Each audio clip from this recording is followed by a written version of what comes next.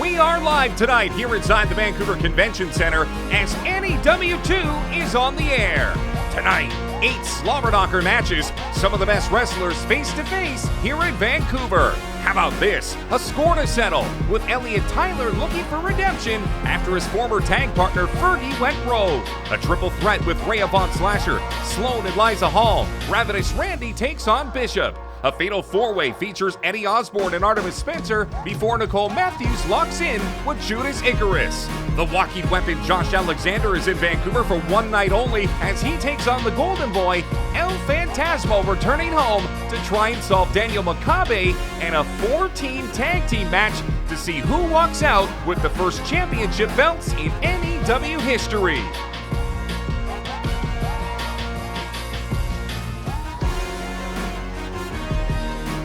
Live from Vancouver's Convention Center, welcome to NEW2. I am Rob Fay alongside Jordan Bowman and Justin Morissette. It is a sold-out event for the second straight NEW festivities, and we have an absolute whale of a show for you. 9 matches. And you know what I mean when I say 9 and only 8 are scheduled. We've got some surprises. Jordan Bowman, what would you expect tonight? I'm going to expect some great wrestling action. NEW1 tore the house down at the Richmond Gaming Stadium. It's a bigger venue, and I think it's going to be a bigger show. Justin, what's the X factor tonight? Well, we raised the bar significantly with new 1 here at NEW2. How do you go bigger? This is the pinnacle, baby.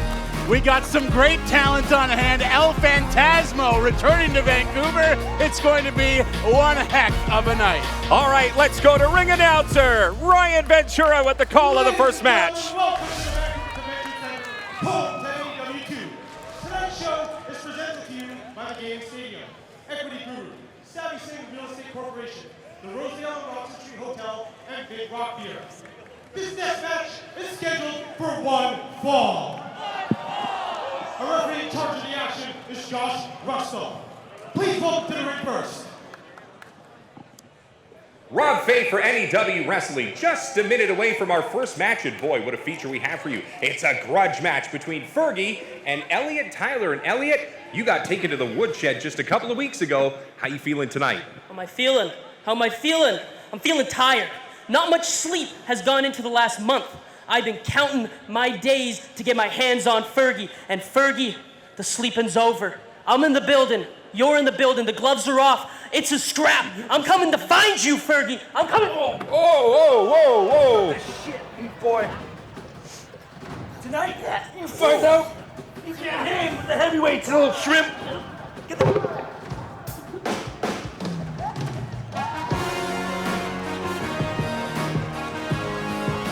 Oh man, I'll tell you this is going to be a grudge match of grudge matches. Fergie, Elliot Tyler, Jordan Bowman, redemption, will it be sweet or will it be sour tonight? Welcome to the ring. As you can see from that video package, Fergie, this was not a one and done attack. Him and Elliot Tyler, unfinished business. These two combatants are different in stature, they are different in size. But I'll tell you what, the heart of a lion, Beef Boy, Tyler Elliott, Elliot Tyler, what do you make of this matchup? He's the master of the top rope double knee drop. Here it is. Oh my goodness, it's already started before this has even gotten to the ring. Fergie getting the jump on Elliot Tyler right on the stage.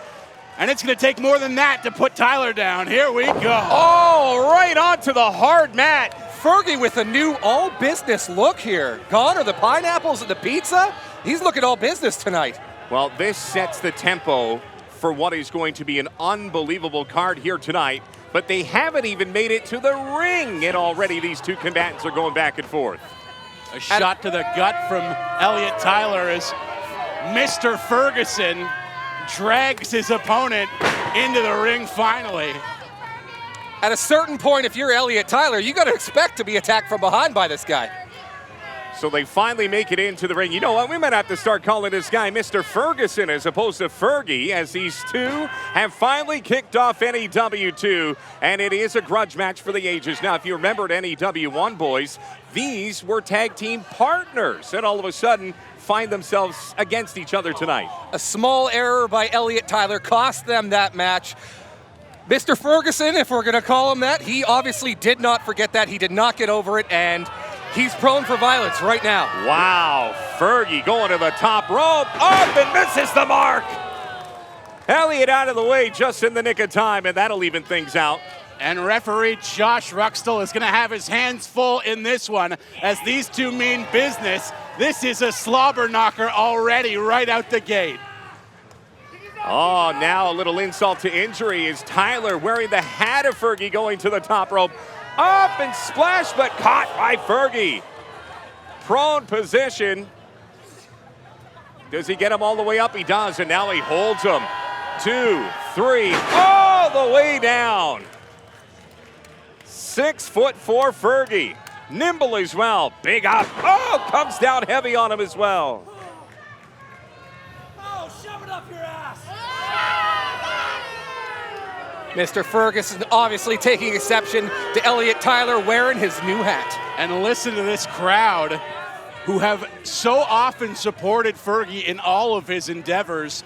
They do not like what they are seeing thus far from the big man here tonight. You know what's interesting is he was a fan favorite for so many years. He was the owner of the Commodore, and now the Boo Birds are out as he sends Elliot off the ropes. Oh, big slam. 2 count. Oh, kick it out just in the nick of time. Great way to start the action here at NEW 2. Just one of 9 matches scheduled here tonight at the Vancouver Convention Center. This match, of course, Rob, as you mentioned, born out of a little miscommunication at the end of a tag match at NEW 1, but also from the way Fergie tells it, you got to think that this is frustration that's been boiling over for quite a long time, feeling that the Beef Boy moniker was disrespectful to the big men, disrespectful to the hosses of Vancouver. He's had enough, and he's going to put a stop to it. Well, the one thing that you can say is he took advantage before the bell was even rung, took advantage, and now he could just continue. Ooh, look at Josh Ruxtall, the referee, really getting involved in this one, pulling Fergie off, and now they'll go toe-to-toe, giving Tyler a chance to get a little second win. Hardly an effect on Fergie, though. Ooh, smack to the face. A smack to the gut. Here comes Elliot Tyler with his first momentum in a couple of moments. Pushed away by Fergie. Out to the mat they go. Just getting underway here at NEW 2 tonight. It's Elliot Tyler and Fergie in a light that we have not seen in this city for some time. Kick to the side of the head. The size difference, gentlemen, is the first thing that you notice. Double size 9s right to the gut. Elliot Tyler going to go all the way up. The crowd approves. Will he be able to land it? Misses the mark. Fergie saw that one coming. Now, straight to the mat again. Fergie's going to hook the leg. And he gets all 3. How about this? Your winner of this match, Fergie! Fergie came here tonight to accomplish something. He came here to make a statement, to put Elliot Tyler through the ring. Came up short there, but wow, what a slam. What a start, gentlemen. Fergie walks in and sets the tone for NEW 2, and the fans aren't having anything of it. This guy, Justin, used to be a fan favorite. The king of the Commodore is what we used to call him. But the crowd here at the convention center, less than receptive, as we've said. I believe when it comes to Fergie and his usual electric entrances, much like the Chicago Bulls, we've seen his last dance. And Fergie coming out, and oh, he's grabbing Ryan Ventura's mic. Got the music. I know, yeah. Get it out of your system. Get it out of your system. You know what? That little chicken shit in the ring is just like all of you. You spend all your time playing your little video games behind the screen. You never put any time or effort into anything that actually mattered. And look where it got him. Hey, Tyler, you want to be in the game? Let me be your EA Sports, you little bitch. Wow! Fergie adding insult to injury. Elliot Tyler had already lost the match. Fergie, oh boy, hold on, guys. Is that a computer monitor? Straight onto the table. And this could get dangerous. Oh, that 16-incher into the gut. Straight over the back as well. Hitting him with monitors. Tyler goes up. Oh, right through the table. Fergie first. And the crowd here at the Vancouver Convention Center loves it. Elliot Tyler's going to be licking his wounds tomorrow. It was a tough match for him, taking that spinning sidewalk slam on the finish. But he's going to walk out of here with his head held high at the very least. He didn't get the win, but he who laughs last laughs hardest. If that is the one match that sets the tone for tonight, buckle up, because we've still got so many more to go through. We're just minutes away from a fatal four-way. We've got the tag team belts coming up. We've got Josh Alexander, El Phantasmo, and just a minute from now, Riea Von Slasher, Liiza Hall, and Sloan. Gentlemen, that could go anyway. So you look at Sloan, size, speed. You've got the fierceness of Riea Von Slasher, and then the technical ability of Liiza Hall. If you're a fan here at the Vancouver Convention Center, you gotta love the fact that NEW put all three of these styles in the ring at the same time. Absolutely. It's a smorgasbord of styles. No matter what kind of wrestling you like, of the women's variety, you're going to see it on display in this triple threat. Rob Fay here with NEW, and we are just minutes away from tonight's triple threat match. It's Liiza Hall, it's Riea Von Slasher, and this woman who's been out of the ring for more than a year. We welcome back Sloan. Sloan, how you feeling these days? You know, the match tonight was originally supposed to be Liiza versus Sloan, one-on-one for NEW2. With Liiza freshly coming back from Mexico, I was really looking forward to raining on her fancy new Lucha Tricks parade. But no, management decided to make this a triple threat and bring in Riea Von Slasher, the big bad wolf. Well, I'm not afraid of no stray dog, and correct me if I'm wrong, but there's never been a tale I've been told where the wolf comes out on top. She can huff and puff all she wants, but we all know who is going to the top of this new women's division. Wow, Sloan is back and ready to take on Riea Von Slasher and Liiza Hall just minutes from now.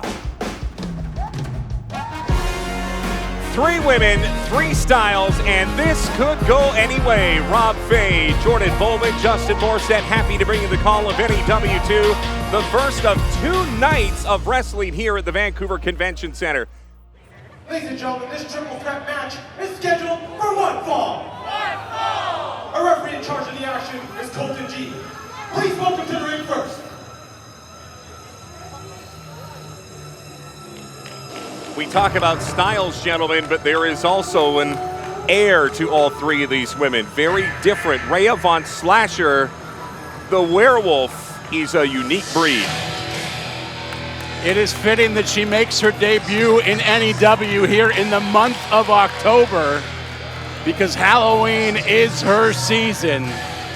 She's a killer, and she's going to put on a show in this ring here tonight. With her being added to this match as well, that throws a wrench into any planning or strategizing Liiza Hall or Sloan From had an already undisclosed prepared for. location, But those standing are at 2 5 feet adaptable 6 inches talents. tall, she is a 3-time Vancouver Island Women's Champion. This is Riea Von Slasher! Size, speed, and technique. And gentlemen, she's a veteran of the ring. As you heard Ryan Ventura, a 3-time Vancouver Island Women's Champion. And there is pedigree in the ring. And now Liiza Hall and Sloan have to take into account the X Factor, which is her, by any means necessary, technical style. I'm sure there are plenty of people in this audience just like you, Rob Fay, who have Please never welcome her laid opponent. eyes on Riea Von Slasher before. They're going to be howling at the moon with her before the night is done. Von Slasher in the ring, awaiting 2 more women. Liiza Hall and Sloan, also very formidable foes. The women's division here at NEW2, so very good. And here comes Liiza Hall, fresh back from Mexico, hardcore training, and this is her first match back north of the 49th. They call her the Rain City Stretcher, and we're From about Vancouver, to see BC, why. standing at 5 feet 8 inches tall, she is the master of the Rain City Stretch. This is Liiza Hall! Fresh back from Mexico with perhaps some new submissions under her belt, maybe some new aerial maneuvers as well. I cannot wait to see how she has upped her game. Already a formidable combatant in the ring. And you know when you take a trip rounding around out the this world triple like threat that, match. you come back with some new tricks in your arsenal. You can tell she is itching to showcase everything that she learned down in Mexico. But here is my X Factor tonight, gentlemen. This is why I wouldn't place money on this if you paid me, because Sloan is so impressive, and she is truly a heel in this division or in any division. Well, you'd have to be a Money City maniac to put a bet on this one. The odds are not in your favor, no matter which woman you want to lay it on. Though Sloan might be the betting favorite, she's got a lot to prove here tonight and has a chip on her shoulder out to prove it. And what do we have here? She's got some company with her. Malik Mello as the Accompanied by Malik Mello from Nanaimo, BC, standing at 5 feet 11 inches tall. She is the former Vancouver Island Women's Champion. Here is Sloan! Malik Mello perhaps operating as an insurance policy in a match like this, especially a triple threat match, Rob. No disqualification in a match like this. I'm not lying. I could swear she's vaping, right? Yep, that's about as vape can get. Malik Mello, the attitude, the ability. Sloan might be the total package. That's against the fire code, I would have to imagine. So where do you start here? I mean, all three of these ladies so very different. Who will be the aggressor in this match? I got to think maybe it's Rhea Von Slasher that comes out. All three sizing each other up as we're ready to get underway. Match number 2, triple threat match. Rhea Von Slasher, Liiza Hall, and Sloan. Well, it might not be a popular move, but the smart move is to probably stay out of the action in the early going and let two of these ladies just pick each other apart. Well, you pick your spots. Well, we know Sloan has entrusted her vape pen to Malik Mello. Maybe she takes a trip outside, has a quick little vape during the match. Liiza Hall with the first big move of the match, taking both Sloan and Von Slasher down. Oh, Sloan grabbing Von Slasher, taking her outside of the ring. Quick shot to the shoulder. Hall through the ring. All the way down, and that's got Mexico written all over it. Malik Mello, already a factor in this match, blocking Sloan from taking the attack of Rhea Von Slasher, who now focuses on Liiza Hall as they bring the action back into the ring. Ooh, boot to the face. These two combatants, so physical and so aggressive. And just like I said, Sloan currently relaxing on the outside, enjoying a nice pull from that vape pen, taking her sweet time before she gets back in. Just the 1 count. Hall kicking out quickly. Rhea Von Slasher now in the fireman's carry with Liiza Hall prone, drops her down. Little slick move from Von Slasher, who looks for a bit of appreciation from the crowd here at the Vancouver Convention Center. Textbook rolling fireman's carry. She's looking to build on it. Big springboard leg drop in the middle rope. Sloan just in the nick of time back into the ring to break up that party. And now on the offense against Von Slasher as Liiza Hall leaves the ring to collect her thoughts. Sloan with a big body slam.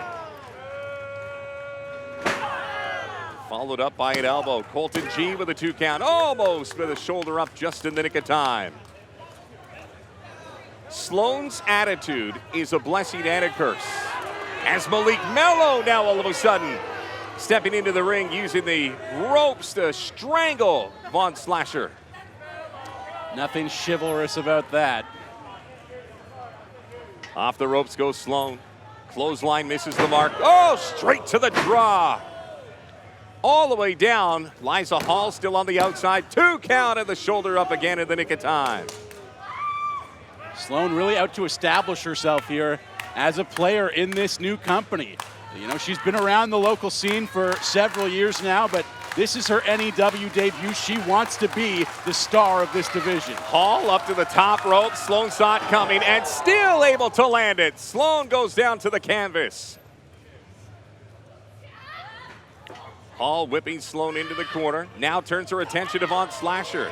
Trying to do double duty here off of Sloan again. Hall giving up the most height and weight to both of these women, but still throwing it around with the best of them. She's bent the match towards her style, Rob. Things were a little bit heavy out the gate. We saw the power of Riea Von Slasher. Now the speed of Liiza Hall on display and some stiff strikes as well. Can she get her up? You bet she can. What a display from Liiza Hall to be in a pinning combination with Riea Von Slasher while keeping Sloan in a submission at the same time. I gotta be honest, guys. I like Liiza Hall so far in this match. See, Rob, you mentioned the height and weight disadvantage, but everyone's the same height when they're laying on the mat, and that's where Liiza Hall is an absolute expert with submission wrestling. Von Slasher went for the knockout punch. Hall saw it coming in now. Multiple kicks to the back of Riea Von Slasher. Hall using those ropes to her advantage. Kick to the side of the face. I believe Riea Von Slasher went for a 619, though in these parts might be more of a 604. Didn't hit either way. Sloan on top of Riea Von Slasher. Liiza Hall continuing on the offensive. Saw that one coming. Back she goes with the suplex. Hall now focuses on Von Slasher. Pile driver, knocks it down. Hall could have her first victory in NEW. Oh, Sloan breaking it up. An impressive maneuver regardless if she was not able to get the pin there. We talked about her being the smallest member of this match. I'm just amazed she was able to get Riea Von Slasher up for that move in the first place. Big splash. Sloan might have it. Oh, Von Slasher with a second win just in the nick of time. Ooh, Sloan hard into the middle turnbuckle. Von Slasher double knees right into the back. Boy, all 3 of these women in mid-season form, all of them making their NEW debuts tonight. Big slam towards the ground. And they are bringing the aggression in a big way, trying to make an impression on this crowd, in this company, in that locker room in the back as well. You got to have eyes in the back of your head during a triple threat match, though. You hit one move, you try to capitalize, and then one of your opponents, boom, gets you from behind. Von Slasher with a spear right into the gut, the midsection of Liiza Hall. Now she picks her up for a big power bomb, holding her up, drops her all the way to the bottom floor. That's got to be it. Oh, shoulder up just in time. What a match here tonight. Sloan getting rid of Riea Von Slasher. Malik Mello hanging out as Sloan trying to pin. Wait a second. Did Sloan pick up the victory? Riea Von Slasher was trying to get back into the ring. Malik Mello blocked the path. So Sloan picks up the win here in this triple threat tonight. Not just the fact that Malik Mello was running interference outside the ring, but Sloan with a handful of tights as well. Cheating on 2 different fronts, but they don't ask how, they only ask how many, and it's Sloan picking up the win in her NEW debut. This new partnership already paying dividends for Sloan. Something definitely to watch in the future here in NEW.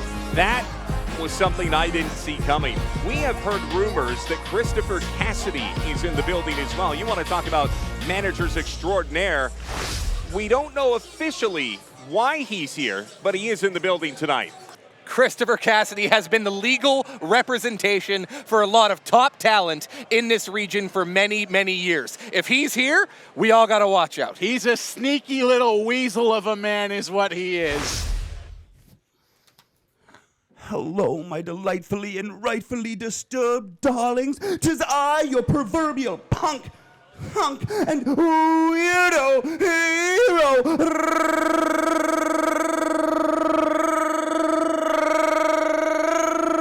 Ravenous Randy Myers. Hold for applause. Thank you.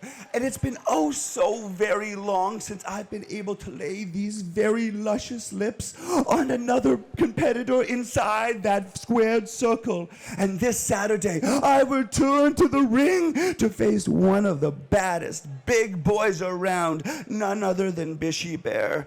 And I have been waiting desperately 18 months to let my hands around somebody's neck and suplex them. And darling, this weekend, that shall be you.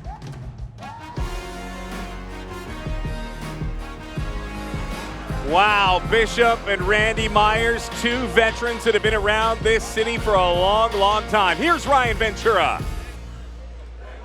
Ladies and gentlemen, this next match is scheduled for one fall. Our referee in charge of the action is Colton G. Coming to the ring first.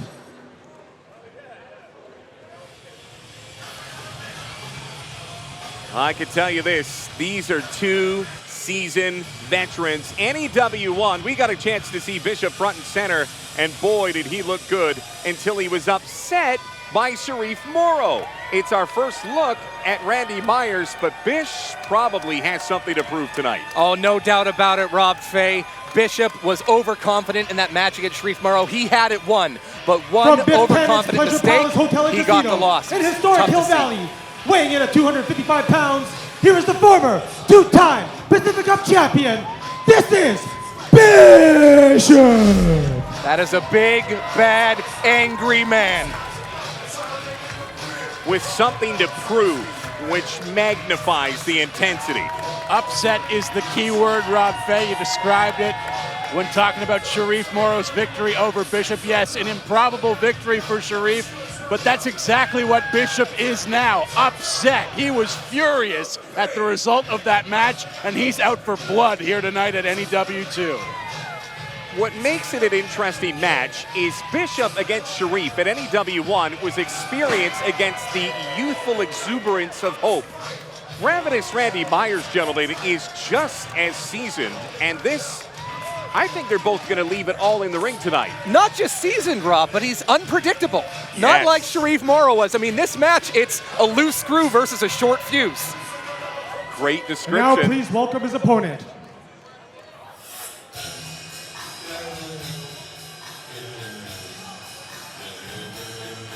Randy Myers, so known in this region for the green hair, the deep sunken eyes, and unpredictable is right.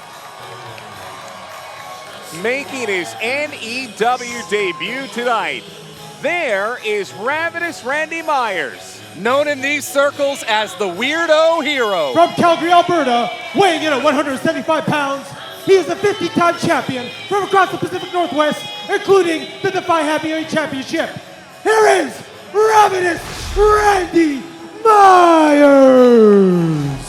15-time champion. That says something, does it not? It certainly does, and you know, we're looking forward to some great out-of-town talent later on in the show. Josh Alexander from Impact Wrestling, El Phantasmo currently plying his trade with Impact Wrestling. Let's not forget that the Weirdo Hero himself, Ravenous Randy Myers, when he was Defy champion, also made some appearances on Impact Wrestling. This is a man of international renown, not just a hero right here in the Pacific Northwest. One thing I want to call out, though, we saw that pre-match package. Randy Myers is here to suplex somebody. He spent the last 18 months preparing to suplex somebody, and did he ever draw the short stick with his opponent tonight? I was going to say, Bish looks as big as we've seen him in recent memory, and you talk about the layoff with a lot of the wrestlers in the Pacific Northwest. Some of these guys took it serious, but Bish looks like he went for bulk. He went for size. He wanted to become the most feared enforcer in the Pacific Northwest. Some guys leaned out. Bish went for mass. Also heard Ravenous Randy talk about in that backstage interview how he's been waiting to plant his lips on an opponent for quite a long while now. He's known to, as a taunt, get under his opponent's skin by just planting a big old kiss on the lips. And I don't think Bish is going to take all too kindly to that kind of nonsense here tonight. Well, I can tell you, spare no expense on time as far as how long it takes Ravenous Randy Myers to get into the ring. He plays every single fan for every emotion that they have. But you watch Bishop, he is just getting angrier and angrier. He cannot wait to get his hands on anybody, and it just happens to be Randy Myers this evening. I don't feel good about this.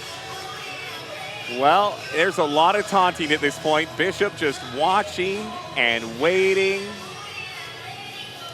No one's denying the taunting edge goes to Ravenous Randy Myers, but the fighting edge, the wrestling edge, potentially looking for Bishop right here. I don't know. I think Ravenous Randy is underrated in terms of his physique. He is a little bit wiry perhaps, but a pretty frightening fellow to come across. I've encountered him out in the wild in the streets of Vancouver a few times myself, and it's always a bit of a startling encounter, even if he happens to be a very nice man. Justin Morissette, you run in some of the same circles as Ravenous Randy Myers? I ran into him, in fact, on the 99B line more than a few times.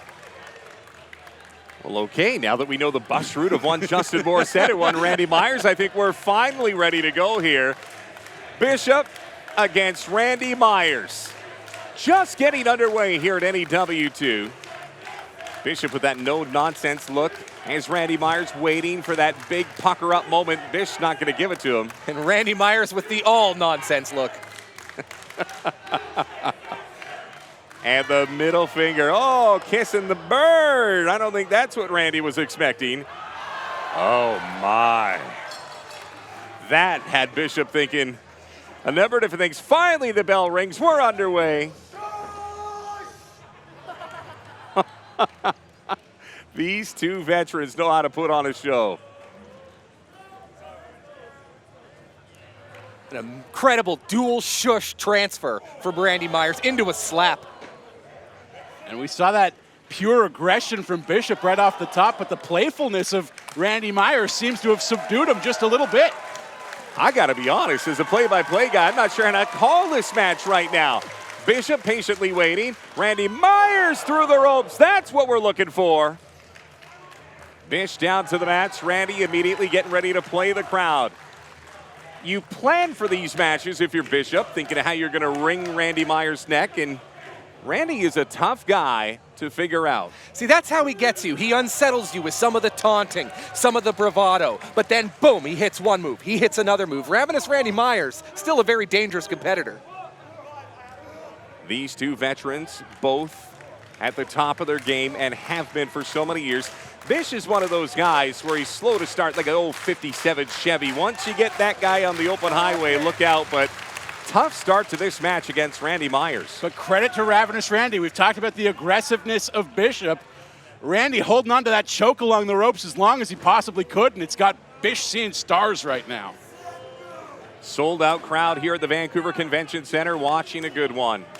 Bishop, oh, everything so powerful. Through the ropes, grabs Randy. Oh, right onto the part of the ring that is the hardest. That good takes gracious. Days, weeks, if not months off of a career every time. Bish finally getting a little offense. I don't know if he's mad at Colton G, the referee, or at himself that he's put himself in this predicament, but finally back into the ring he goes as Randy Myers trying to collect himself.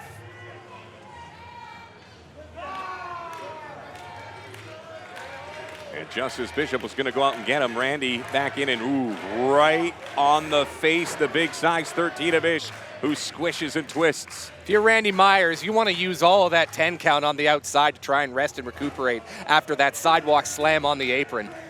Randy Myers coming out to the ring with that eye black as well. Bishop trying to make sure he leaves the ring with black eyes. Bishop now with a loose and limber Randy Myers draped over his right shoulder. Now, if you remember NEW1, Bish got the momentum and couldn't close the deal, which was why Sharif Morrow walked out with a victory. Does he make that same mistake again tonight? I don't think so. I don't think he's going to take any chances with Ravenous Randy. I feel like he's going to go for the win as soon as he hits a huge move, and that's going to be the end of it.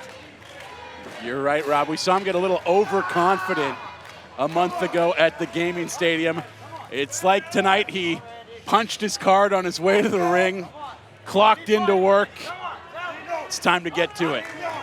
Boy, with the grip of an anaconda around the waist of Randy Myers while he rakes the eyes of the Ravenous one.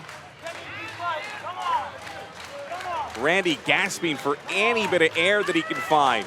Bishop's got him right in the middle of the ring, but finally flips around. Look at this. What a submission counter by Ravenous Randy. Unorthodox, stopping the back. Like an inverted surfboard from Randy Myers. Certainly did some damage there. Both these combatants look gassed. Got to remember, these wrestlers, some of them are still getting that horsepower back after the long layoff, but these two have so many tricks in the books.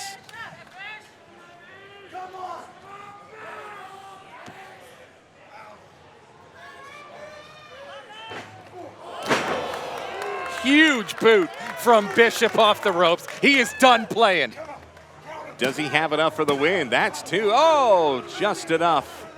Randy Myers nearly out of gas, but he had just enough to extend this match a few more moments. But a bit of a shift in Bishop there. It's not like the Sharif Morrow match. He hit a big kick to the face and immediately went for the cover. Had the wherewithal to look for that pin right away. You said it perfect, Bowman. Bishop, everything close-fisted, everything full force. Randy, after starting offensive, has really taken and absorbed a lot of punishment over the last couple of moments, including that big chop. Bish with another one right across the solar plexus. Bishop now taking exception to fans in the audience, though. He needs to keep his focus on his opponent if he wants to walk out with a win tonight. Now this is where Bishop needs to close the deal. Work in the room like nobody can. And gets caught by Randy Myers as a result of once again not being able to close the deal. We might be seeing a little bit of deja vu from NEW1. Bishop now has Randy about 6.5 feet up in the air and throws him into the turnbuckles. Oh, all the way in. I think that hurt both parties. Rolling cannonball from Bishop. That's a lot of weight coming at you. And you saw the way the leg spasmed from Randy Myers after he took that shot in the corner. He's going to be feeling that one for weeks to come.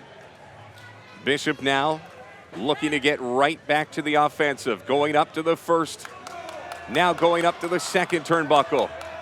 Does he dare go higher? Straight splash down on Randy. That's got to be it. Hooks the leg. Oh, just in the nick of time. Bishop can't believe that Randy found a way out.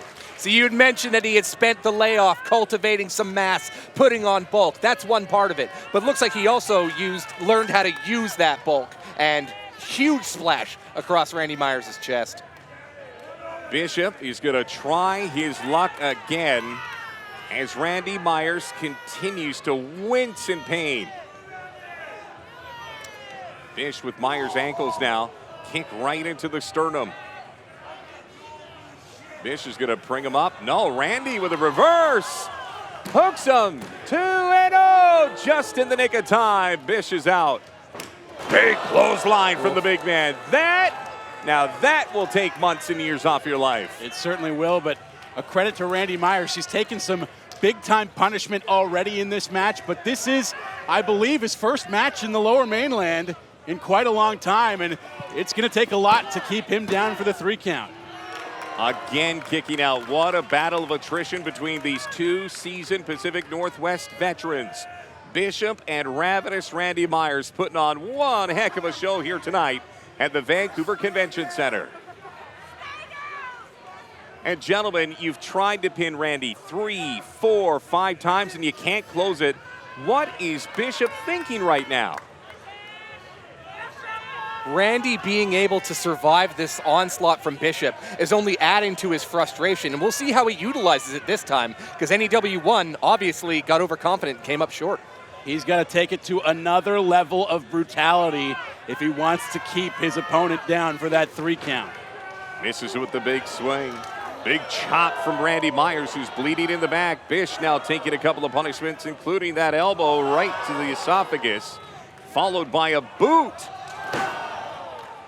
Gotta wonder how much he's on those kicks from Randy Myers. As finally Bishop comes off his feet. How many strikes was that from Ravenous Randy, and the big man would not go down. Here it comes, the suplex he was talking about. If he gets the big man up, I'll be shocked. Bish blocking the first one, blocking the second one. Who will it be? He can't get the big man up. Now it's Bishop who gets Randy up. Oh, Randy Myers, finally mission accomplished. 18 months of planning and plotting, and he hit that suplex. I didn't think that Randy Myers had anything left in those legs to get a guy 255 pounds up into the air. Well, wait a minute, gentlemen. Look at the stage here. You mentioned it before, Rob Fay, Christopher Cassidy. Whoa, the most renowned manager in the Northwest, making his way to the ring, cane and briefcase in hand. Why is Christopher Cassidy here? He's got a lengthy history with Randy Myers. A lengthy history of antagonizing him. We'll see if they write another chapter in that rivalry here this evening. Back and forth, these two veterans going. And Cassidy finally getting the attention of Myers. Oh, Bishop taking advantage. Could it be? Oh, that has to be it. That has to be it. Hooks the leg and gets the 3 count. And Christopher Cassidy has done it again. Bishop not wasting any time there. Once he hit that huge move, capitalized immediately, and he's now 1-1 in NEW. Tell me that Bishop is not pairing up with Christopher Cassidy, who looks like he's here on a recruitment trip. At the same time, full credit to Randy Myers, who would not stay down, withstood a ton of offense from Bishop, and it was only with the distraction. Did we just see an agreement fall into place between Bishop and Christopher? Oh my goodness. Bishop seemed to like what was in that briefcase. And why wouldn't he? Christopher Cassidy, you know he travels with some bands of money around him. Randy Myers, hit with that briefcase. Christopher Cassidy is in the house, and Bishop could be the newest member of that stable. I am shocked. I did not see that. We knew he was in the building, but I didn't think it was to pair up with the big man. And every single talent that partners with Christopher Cassidy experiences an enormous amount of success. He is going to guide Bishop right to the top of the mountain. Well, as Bishop makes his way off, Randy Myers still wincing and grimacing in pain. What a match by these two seasoned veterans. You can see the punishment all over the back of Ravenous Randy Myers, but I cannot believe that Christopher Cassidy's recruitment trip has ended with Bishop in hand. Talk about a change in fortunes from show to show. A month ago, Bishop was sulking out of the ring after losing, and now potentially he's paired up with Christopher Cassidy, one of the best minds in the business. I'll tell you, that's a dangerous combination. Well, we are just minutes away from a fatal four-way, and this is awesome. Evan Rivers, the Northern Star, Eli Surge, just back from Mexico, Annie Osbourne, and Artemis Spencer, the #1 ranked singles wrestler in the NEW. Annie Osbourne, over from the island, one of the most renowned fixtures in this region against the #1 ranked wrestler. Where do you go with this one? Eddie Osbourne, as great as his theme song is, also equal to that is his wrestling ability. This man is wrestling personified. We're all going to hear it. You know what's interesting is I saw him a little bit earlier tonight, and I went up to shake the big man's hand, and he said, "Don't ask me about my intro song." What is it about this intro song that's so good? I've yet to hear it. He's commissioned his own rap theme that is the envy of every wrestler in the Pacific Northwest. Heck, the envy of any wrestler, period. You hear a song like this, you gotta be jealous. All right, let's go to ring announcer Ladies and Ryan gentlemen, Ventura. This next match is scheduled for one fall. And it's the first ever fatal four-way in NEW history. Our referee in charge of the action is Josh Ruckstall. Coming to the ring first.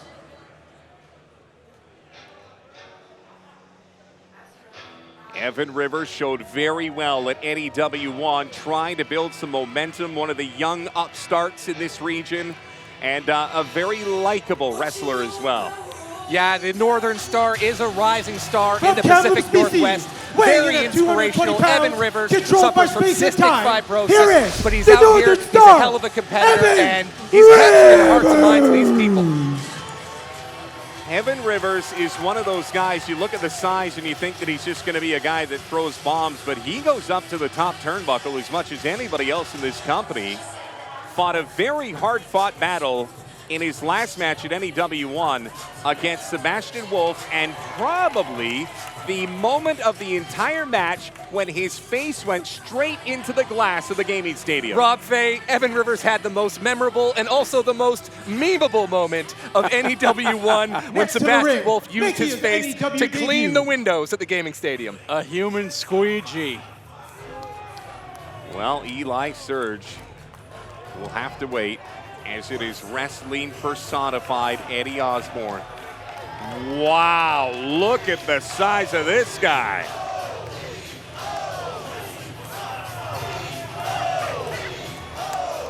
Eddie Osbourne, I'm going to From tell you, Vancouver, Ireland, I'd heard a weighing lot, in at but a this modest is awesome. 255 pounds. He is wrestling personified. This is Eddie Osbourne. Eddie Osbourne making his NEW debut, but fans in this region know exactly who this man is and what he's capable of, and it's violence.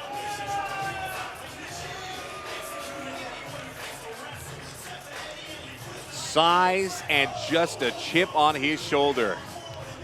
This is a tall order for Evan Rivers, Eli Surge, Please and welcome our Artemis third man to Spencer. the ring.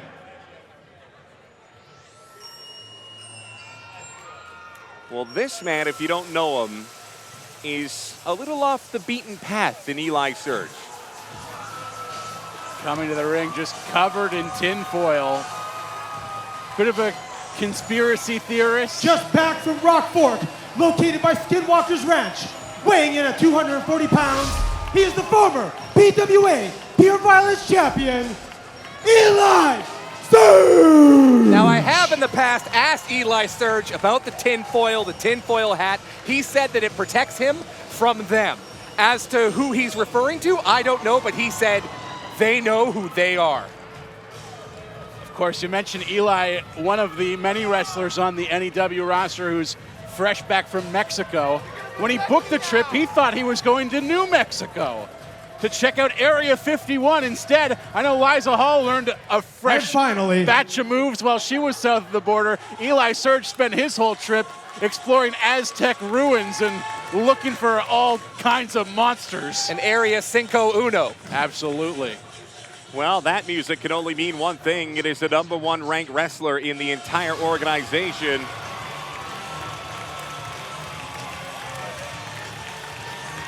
What an ovation from the Vancouver Convention Center. from Vancouver, BC, weighing in at 210 pounds, he's the #1 ranked wrestler on the NEW roster. Here is Artemis Spencer. Artemis Spencer right into the ring, and immediately Eli Surge is there. Oh, a sharp kick right to Evan Rivers, and Eddie Osbourne says, I'm going to make my presence felt here early. Him and Artie pair it off. Boy, Artemis Spencer kick to the side of the head of Eddie Osbourne, and this could go anyway. Gentlemen, the fatal four-way. Oh, a full 360 from Osbourne. Picks up the big man. Wow. Wow. We had heard about Eddie Osbourne, and when he finally signed with NEW, we thought this would be interesting. I didn't know there was this much violence. Eddie Osbourne making an immediate statement with these slams and throws. This is incredible. Osbourne holding on to Surge, who's holding on. He's got them all. All three of them down. Eddie Osbourne, a nice ovation from the crowd. Well, when he was keying in on Artemis Spencer off the hop, I thought Eddie's motivation might be to find the biggest dog in the yard and make a statement, go after the #1 guy in NEW. He went after every dog in the yard all at once. That is the #1 ranked wrestler in NEW, and Eddie Osbourne going right at him. In the ring, Eli Surge with a slap to Evan Rivers. Couple of kicks, little martial arts there from Evan Rivers. Educated feet for Evan Rivers. Rivers, again, very nimble for a big man. Up and over the top rope, and both Spencer and Osbourne falling to the mats. Great start to this one. Eli Surge, wonder if he'll go up to the top rope. You bet he will. Tell me he's not going to do a backflip all the way over. The alien aficionado with a moonsault from the top rope to the outside. Incredible. I think that came home in the luggage from his trip down to Mexico. Artemis Spencer trying to collect himself as Eli Surge gets Eddie Osbourne back into the ring. Spencer down with a couple of chops. We saw him at NEW1 against Speedball Mike Bailey, a much different combatant than Eddie Osbourne. Spencer, look how nimble he is. Unbelievable effort. Oh, the flip, what an unbelievable move. Artemis Spencer now getting a big ovation from this crowd. They love everybody. You talk about Artemis Spencer as the #1 talent in NEW. When you beat a talent like Speedball Mike Bailey, I know I said this a month ago, are you not the #1 talent on all of the Canadian indies? What a show from Artemis Spencer. Well, we have heard that NEW has caught the attention of different provinces all across Canada, and tonight, this will only magnify the level of intensity and talent that we have here in British Columbia. Eli Surge doing a little bit of recruiting here, looking to get these guys into his lifestyle with these tinfoil hats. I am not sure who is gonna take the bait here. Osbourne looks confused. Artemis Spencer doesn't know what to make of it, and now Eli's got Evan Rivers in his crosshairs. Should mention tinfoil not a foreign object. Referee Josh Rockstall doing a fine job in allowing him to have those in his gear for the match. All three of them said enough is enough, and Surge rolls out of the ring. Surge really just looking out for his opponents on that one. He's trying to protect their brainwaves with that headgear, but apparently no appreciation for safety in that ring. Artemis Spencer's kicks are lethal. And now sizing up Evan Rivers, who tried to kick him. Marty with the block, but now Rivers with a little offense. Oh, a big kick right to the head of Artemis Spencer, who curtails out of the ring as well. Watch out for Eddie Osbourne on that second rope. Rivers goes up. Both of these men on the second rope. Rivers is going to try to go all the way up the elevator shaft here. But you got to remember, Osbourne is 260 pounds. Yeah, you know, and that's why you don't take that kind of a shot. Eli Surge, will he try his luck? Elbow to the top. Is he going to plant that on Eddie Osbourne? Not a wise move. Not a wise move at all. Eli Surge dancing with the devil on this one. Goes to the top and gets Eddie Osbourne down from the top turnbuckle. In his mate Spencer off the top rope, and he breaks that one up as well. Wow, what a match. That's the trouble with the four-way, Rob. You always got to keep your head on a swivel. Just when you think you have it, boom, top rope double stomp. And now in a vulnerable position, Spencer, a vicious chop from Eddie Osbourne. And we saw in that instant classic with Speedball Mike Bailey at NEW1, Artemis Spencer not afraid to take some shots to the chest. Eli Surge just threw out Eddie Osbourne like the Sunday garbage. Now turns his attention to Artemis Spencer. Evan Rivers is going to go up as well. Boy, 3 professional wrestlers all wondering what's next. They're on the second rope. Tell me these guys aren't all going to fall at the same time. No. Oh, it came down clumpy, but they got it done. Who is the worse for wear on that one? Oh, Surge almost pinned Artemis Spencer, who's now holding his ankle. Nearly a 2 count. Boy, Surge going for anybody that's down on the canvas, trying to lock this one up. Osbourne between the legs. Surge. Oof. Nothing worse than the feeling that he'll have tomorrow. 2 is it enough? Oof, double kick to Eddie Osbourne. Pile driver. Surge is going to be on the mat for some time. You got to wonder about Eddie Osbourne going for the cover there. It looks like he was aware both of the other opponents were up and on their feet. He tried to get a quick little win there. I'll tell you what, in a fatal four-way, you take any chance you get.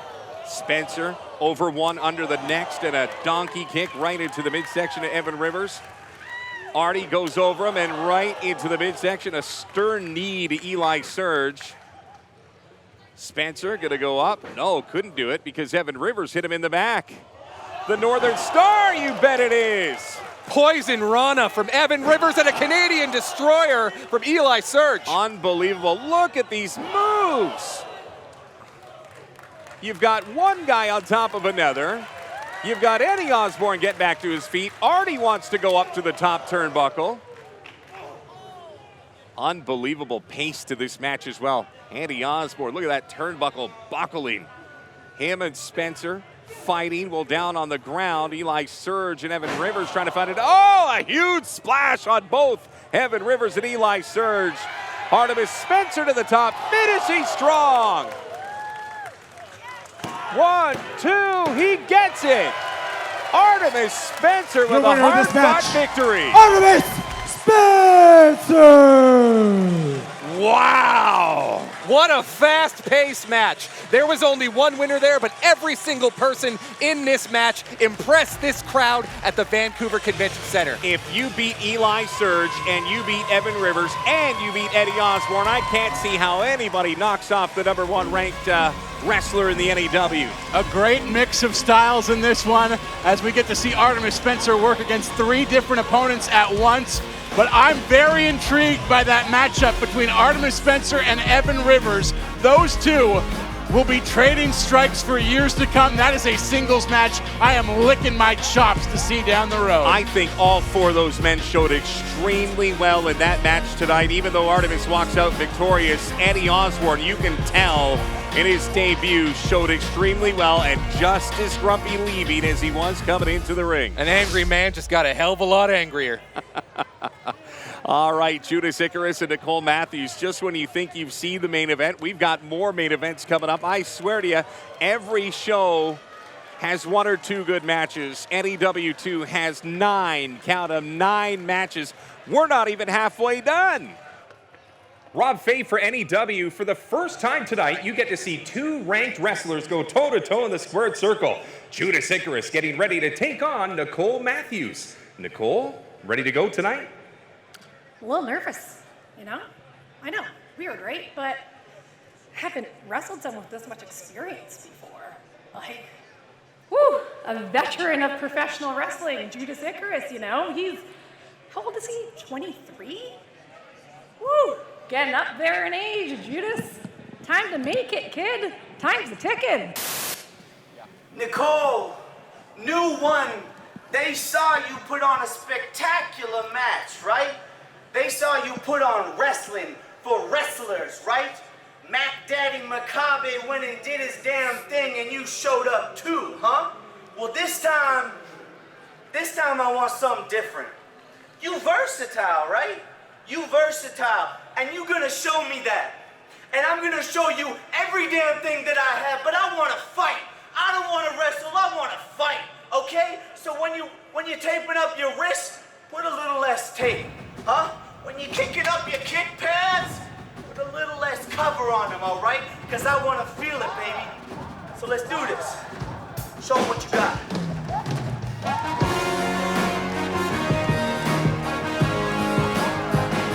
Well, the challenge has been put forward. Judas Icarus says, Nicole, bring your best.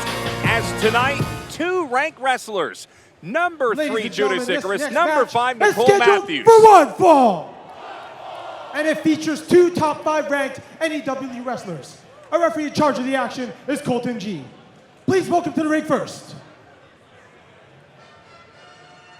Judas Icarus, the 365 reigning champion. A man that put on 2 fantastic matches in NEW1. now draws Nicole Matthews, but I don't want to get into the ring with this guy on his best Hailing day. from Comox Valley, BC, weighing in at even 200 pounds. He is NDW's #3 ranked wrestler. He is the master of the Hammerlock Lariat. This is Judas Icarus. Well, we're of course thrilled to see a local name like El Phantasmo return to our ranks here tonight. There will be a time down the road when we are thrilled to see Judas Icarus come back to Vancouver, because this young man has a hell of a future ahead of him. Couldn't agree more. And sometimes when you have somebody on a meteoric rise like Icarus, Nicole Matthews is the great equalizer. Nicole, of course, reeling off a loss at the hands of Daniel Makabe at NEW1. He's NEW's #5 ranked wrestler. She's a former Super Champion, ASW Champion, and Vancouver Island Champion. This is Nicole Matthews. And you have to wonder what's going through the mind of a Nicole Matthews. She tried to prove last month that she could hang with the wrestling genius Daniel Makabe. It did not go the way she wanted. She's now looking at the other end of the spectrum. After going against a veteran last month, it's a young blood this time, and she's going to have her hands full once again. I remember days after NEW1 when everybody watched it on YouTube and got their first look at NEW. This was the match that so many people were talking about, Makabe Matthews, because of its technical aspects. This is just going to be an all-out fight. Absolutely. I think we're going to see two angry combatants just throwing strikes as hard as they can. Icarus immediately starts working on Matthews.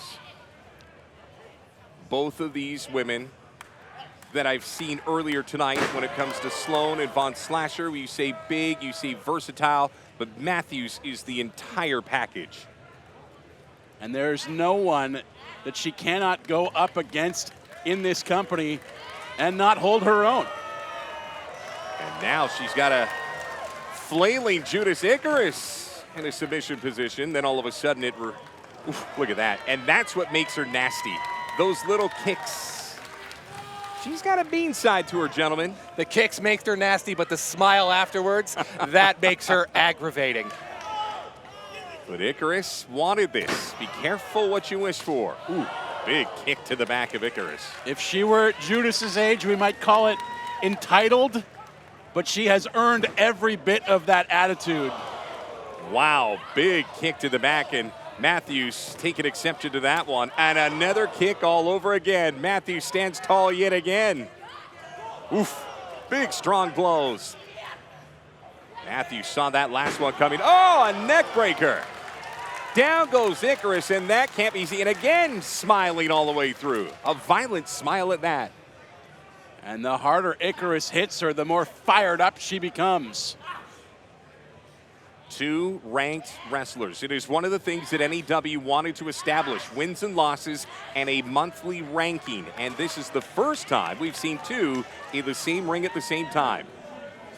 And Nicole Matthews probably none too pleased with the fact that she's coming into this one as the #5 ranked singles talent in this company. Probably sees herself a little bit higher than that, I would imagine. Well, she lost to Daniel Makabe, and Makabe the #4 ranked wrestler in NEW. He'll wrestle later tonight. He's got the main event against El Phantasmo.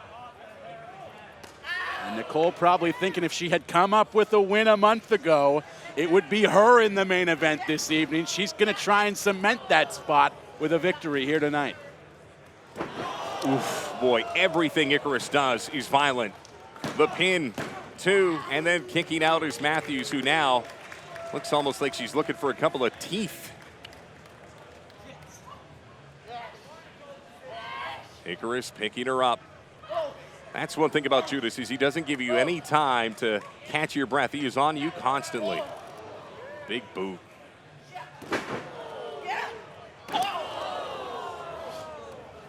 Another opportunity to a pin. Colton there with just another 2 count.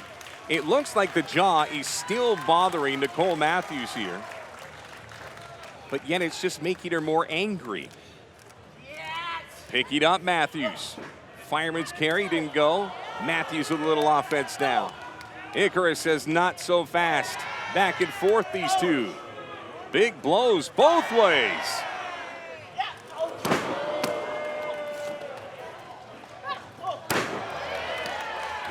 See, here's the thing about Nicole Matthews. You talk about the technical proficiency. You talk about that match she had with Daniel Makabe. But if you remember, there were moments in that match where it devolved into a bit of a brawl, and she more than held her own. She could fight with the best of them. Icarus can't believe that he has yet to pin Nicole Matthews as he slams down onto the canvas repeatedly. I don't think there's anybody in the Pacific Northwest with a more violent clothesline than Judas Icarus. He might not be the biggest competitor in the ring, but the speed with which he operates makes the muscle that he does have hit that much harder. He is a tantalizing mix of speed and strength, and Nicole Matthews is feeling all of it right now, though she's dishing it out herself at the moment. Knees right to the side of the face of Judas Icarus. And Matthews is not going to help Judas up the way that Judas helped her up. If anything, now kicks to the back. Those strikes to the face of Matthews earlier may have served as something of a wake-up call. Repeated kicks right to the chest of one Judas Icarus. Tough to breathe. Oh, and then a side shot right to the head. Matthews might have herself a victory here at NEW2. No, kicking out is Icarus. But the veteran savvy of Nicole Matthews to look for that pinfall immediately. A stiff shot to the side of the head. His lights are out. Why not try and grab the win? Matthews off the ropes. Ooh, smart, savvy move. Went for the boot. Icarus caught it. Sweep of the leg. Down she goes. And now stomping down on the toes. Shot to the face. Boy, what versatility. We've seen that from him before. That corkscrew European uppercut springboarding off the bottom rope. Super impressive. Matthews catches Icky. Handful of hair before Colton G, the referee, can get there. Now repeated kicks. Icarus caught up in the top rope as Matthews now takes him outside. Look at the eyes of Nicole Matthews. Hook of the leg from Icarus as he knew he was about to go up. Matthews tries a second time. It doesn't work either. And a strong uppercut right to the face of Matthews, who boots Icarus towards the turnbuckle. These two guys fight as nasty as you'll find. Eki down in a big, big way. But Matthews cannot wait. She's got to take advantage of this moment. That could have gone much worse for Judas Icarus, who at least managed to stay on the ring apron, but he might wish he hadn't, as, oh my goodness, he just went neck first right into the post. And there is no padding on that post whatsoever. It is just raw iron. Matthews from the second rope, strong legs. Icarus comes right back with a vicious strike. Matthews out in the nick of time. Couple of pin opportunities for both combatants, nothing doing. Will Matthews look eventually for a submission here?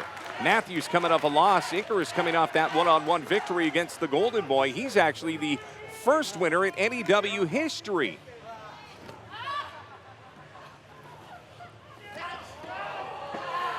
Wow, this could be the end of the match right here. Matthews has it exactly where she wants it. Icky's fighting tooth and nail. Almost a cravat label lock there from Nicole Matthews. Oh, that looks painful. Icarus trying to use that one hand to break the hold that Matthews has. Working his way towards, and look at this, right into the nostrils of Icarus, who finally finds the rope. I don't want to call it dirty, but it was pretty advantageous the way that Matthews was holding on to Icarus. At the same time, she let go of the hold as soon as he grabbed the rope. If she was really working dirty, would have held that all the way to the 5 count. Matthews with repeated kicks on Judas Icarus. Both of these warriors showing so well tonight here at the Vancouver Convention Center. Matthews tried to bring up Icarus. Icarus now into the fireman's carry, but taking shots. Elbow, elbow, elbow, repeated elbows now. Just trying to find some momentum to use the ropes. Brings her down right on the back of the head. Could that be enough? 2, and Matthews, man, with the heart of a warrior tonight. The spirit of Nicole Matthews to kick out after that Oshigoroshi, but back comes Icarus. He misses the punt. Rolls them up. Icarus goes all the way back. My goodness, Matthews. Those eyes. Repeated elbows. And a strong clothesline. Icarus hooks the leg and he gets the win. You gotta Wow. be wary. You gotta be wary. Judas! Anytime Judas Icarus gets you in the hammerlock, you gotta know that lariat's coming. That has ended many a match for him. The master of the hammerlock lariat. It's how he won that 365 title on the island. And it's how he beats Nicole Matthews here tonight as well. Matthews, who's now reeling after 2 high-profile losses in 2 months here in NEW. Well, you talk about Matthews, who might lose her top 5 ranking as a result of this match. That win for Judas Icarus is going to put a lot of pressure on both Artemis Spencer and Sebastian Wolf, who we'll see later tonight, but in a tag team. Absolutely, Sebastian Wolf teaming up with Miles DeVille, state of emergency and tag action in NEW for the first time later this evening. Looking forward to that one. But right now, Judas Icarus soaking in the adulation of this crowd after another big victory for a talented young man. We are just halfway through tonight's card. 5 down, but we've got 4 slobber knocker matches still to come before this show is done. You're going to see Josh Alexander and Travis Williams, the Wisemen, State of Emergency, the Voros Twins and Reloaded, and Daniel Makabe taking on El Phantasmo. We'll take our break here. The second half of NEW 2 after this. Ladies and gentlemen, please welcome to the ring.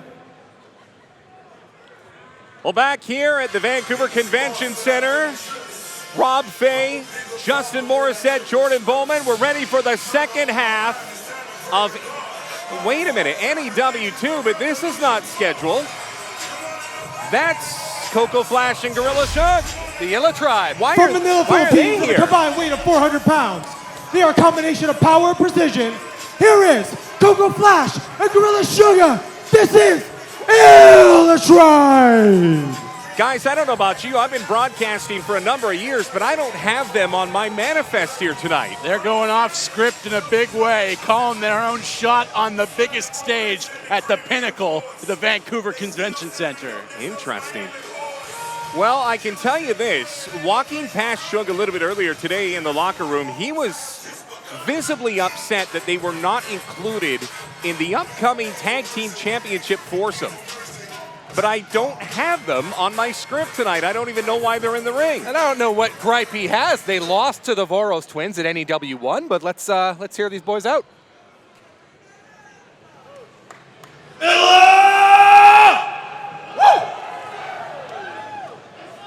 Hey, he looks angry. He always looks angry, though. So, for about the last 3 or 4 weeks, people have been asking us, hey Coco, hey Shug, why aren't you guys in the match for the NEW Tag Team titles? It's a great question. I was wondering the same thing. I know, it doesn't make sense. Is it because when Shug Smash starts throwing hands, people brace for impact, start running for their lives? Is it because when Coco Flash gets in the ring, he makes you look slow and old and ragged? Strong words. Or is it because we're a couple rookie punk wrestlers on a rookie punk team getting overlooked by the bosses?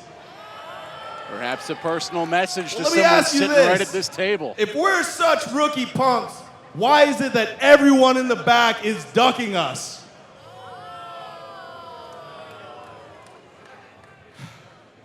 So my question is, if there's anyone, and I mean any team in the back, that thinks they can step up to Illa Tribe and give us a fight, speak now or forever be a bitch. Oh, bold Wow. challenge. Bold challenge laid down by the Illa Tribe. They're not messing around. I don't even know who's back. Wait a second. Wait a second. You gotta be kidding me.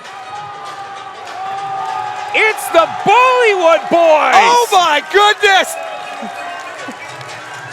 Butter chicken fever is running wild at the convention center. The Bollywood Boys are back in Vancouver! Wow! Illa might have just bitten off way more than they can chew. Their first match in Canada since representing the WWE, and tonight they're a part of NEW2. Harv and Gurv Sira are back recently last year in 2020, living out their dreams with WWE, wrestling at Rogers Arena, but they are back and they are in NEW. Wow, I did not see this coming at all. We had surprises planned, but this was not one of them. Unbelievable. This brings back memories of the old days here in Vancouver when these two youngsters were cutting their teeth. Now the seasoned veterans will give an opportunity of a lifetime to another young and up-and-coming tag team. And this crowd absolutely loves the Bollywood Boys. You know, butter chicken wasn't just for a year or a few years. You know, when you're butter chicken for life. Well said. The streamers making their way into the ring. This is a party at NEW2 tonight, and man, Bollywood may have just stolen the show. I think I sense a little bit of regret coming from the Illa tribe right now. I don't know. Be careful what you wish for. But you do have to say, gentlemen, that this is the opportunity of a lifetime. Absolutely. You could make your entire careers with a surprise win here this evening if you're the Illa tribe. But I suspect, fellas, we might be seconds away from a Bhangra beatdown at the hands of the Bollywood Boys. I mean, where do you begin? Coco Flash has a lot of skill. Shug has got raw power. But the Bollywood Boys in Vancouver tonight have it all. And I want to call out the pink and black gear the Bollywood Boys are wearing right now. These folks trained in the Heart Dungeon, spent a lot of time early on in their careers under the learning tree of the legendary Bret the Hitman Hart in Calgary. Well, you think about the names that they have run across in their experiences since they've left Vancouver. Of course, where the council of WWE champion Jinder Mahal have shared a locker room with names like the Bastard Pac, among others. All kinds of talent that they've been able to pick the brains of over the last several years, and now they're back here in Vancouver. I think the fans are still trying to figure out what the hell just happened. Illa Tribe, disgruntled, disenchanted, called out the locker room. And the Bollywood Boys have come out.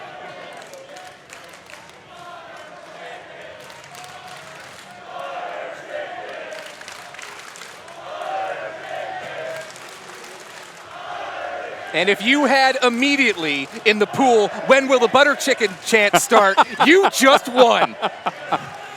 Well, well, well. The memory serves well here tonight in Vancouver. Bollywood Boys, so synonymous with an era of wrestling in the Lower Mainland, and so much admiration from the fans as Gorilla Shug locking in. And let's not forget the power of Gorilla Shug as he displays immediately.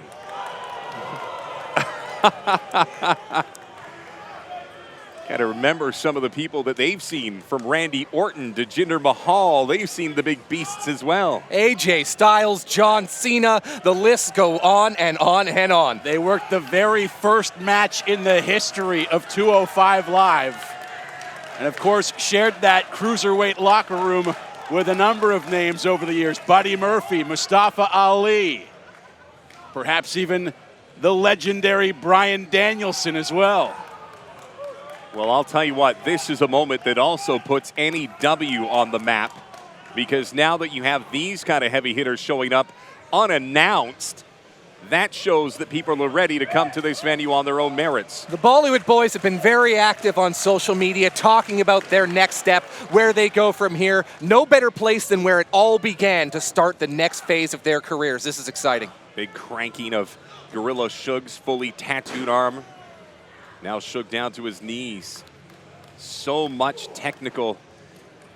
So many things that the Bollywoods do so very well. Suge might have, as I mentioned, bitten off more than he can chew tonight. The tag made. Double sling and a double elbow, dropping Suge. Pin, nothing there. Imagine this moment for the Illa Tribe, though, as Suge brings in Coco Flash. Flash immediately brought to the canvas. We talk about the power of Suge, but Coco Flash has got a style very similar to the Bollywood boys. Absolutely, he does. He is referred to as one of the fastest men in the Pacific Northwest. A lot of flash, a lot of high-energy offense coming from him. You think about the Bollywood boys coming back to Vancouver, they're returning to a completely different tag scene filled with teams that they've never encountered before. We're talking about their veteran knowledge and the brains they've been able to pick while they've been on the road. There are some faces here that just might surprise them here in NEW. Big drop kick from Coco Flash, who also gets some admiration for the crowd. Now Suge down ringside, trying to strangle. I'll tell you what, the Illa Tribe, nothing to sneeze at here, and the Bollywood boys came out, they took the challenge, but again, don't have a book on the Illa Tribe. Well, obviously the experience edge here goes to the Bollywood boys, but one thing you have to consider here, Rob, is that these are two teams of brothers. They know each other very well, and they fight very well together on both sides of the ring. We still have Josh Alexander, we still have Al Phantasmo, but the Bollywood boys make it an unbelievable trifecta of star power here tonight at NEW2. Harv Sira in the ring. Coco Flash whips him right through the ropes, and immediately Gorilla Suge sees opportunity and is going to make his way around and try to beat down on Harv a little bit more. Just smashing his head right into the ring apron. A little bit of savvy here from the Illa Tribe as well, knowing how to play the game. Credit where it's due to the Illa Tribe. They didn't let the fact that their opponents are coming from under some pretty bright lights distract them here in the opening part of this match. It's impressive. I'm sure when they put out that open challenge, they did not think that a team like this was waiting in the wings to take it up. I've been here since 1 o'clock this afternoon. I didn't pass either of the Bollywood boys in the halls, anywhere. So to see them here in the ring tonight surprises me and many of the people here tonight as well. Well, wherever they were, they heard what the Illa Tribe said, and goddamn, they responded. They may have just finished up a Super Smash Bros. Tournament down the other way. I was looking the wrong way. Part of Pinnacle 2021, a big esports tournament, sharing this venue with us tonight. Suge with a big blow. Gerv looking for an opportunity to get into the ring right now as Harv's getting worked pretty good. Suge's got him up, the tag to Coco Flash. And Coco immediately goes up to the most comfortable of spots, back up to the top rope. Big splash, misses the mark.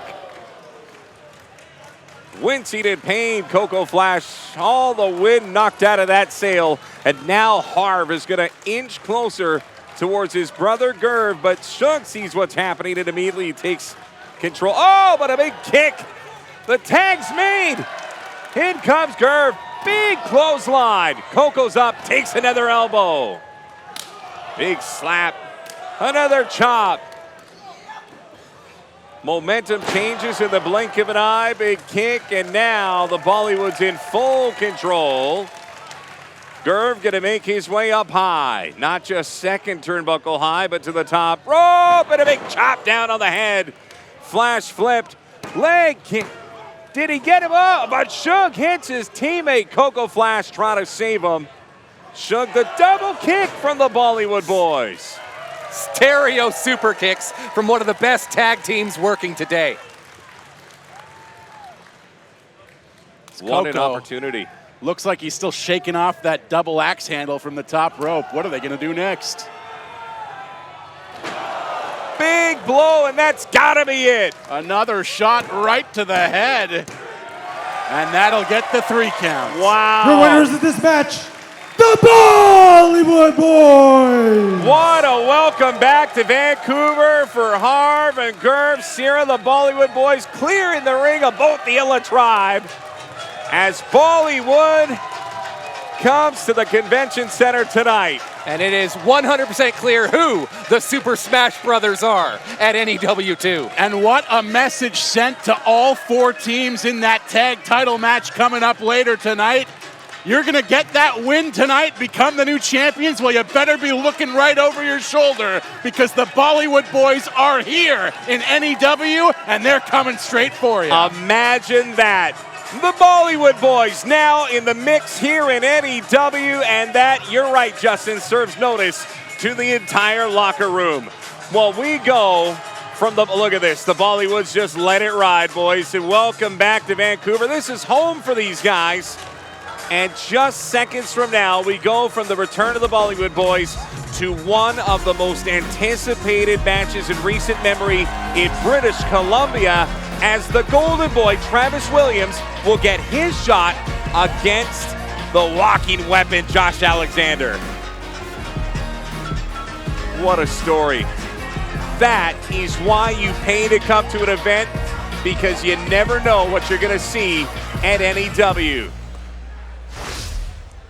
So, gentlemen, let's talk about this next matchup. Josh Alexander, Travis Williams, a marquee matchup on anybody's card, but another opportunity for a young gun in Travis Williams to make a name for himself.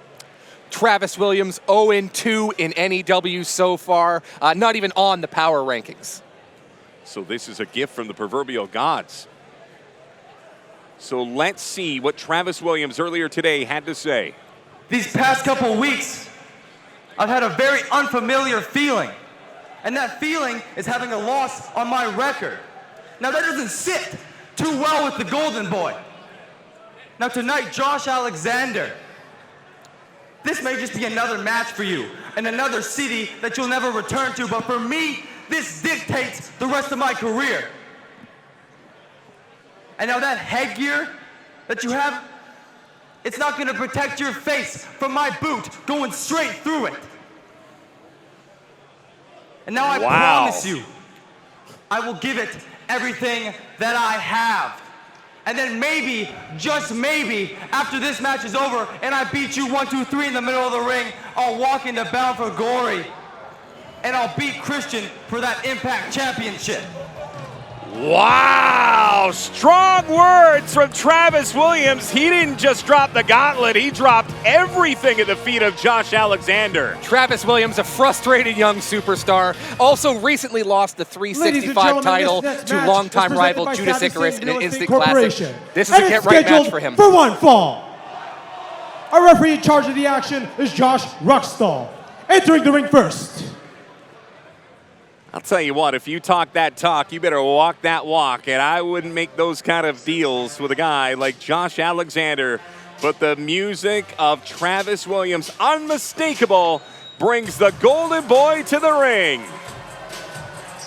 Well, you think about the kind of opponent that Golden Boy has had a great deal of trouble with of late.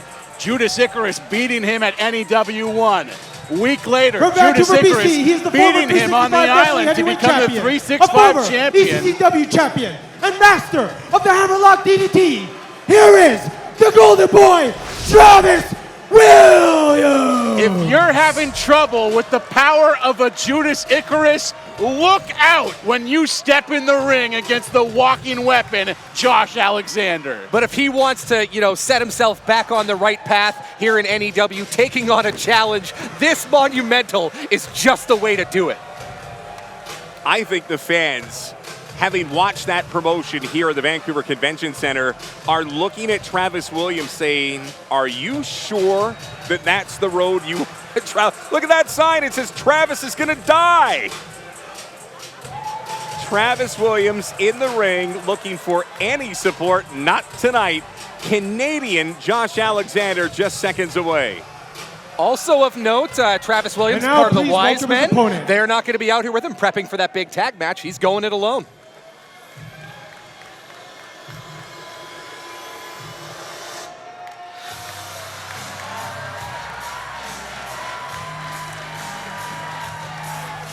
from Toronto, Ontario, weighing in at 240 pounds, he is a 20-time champion in over 60 different professional wrestling organizations. He is the former Impact Wrestling Champion. He is the walking weapon, Josh Alexander!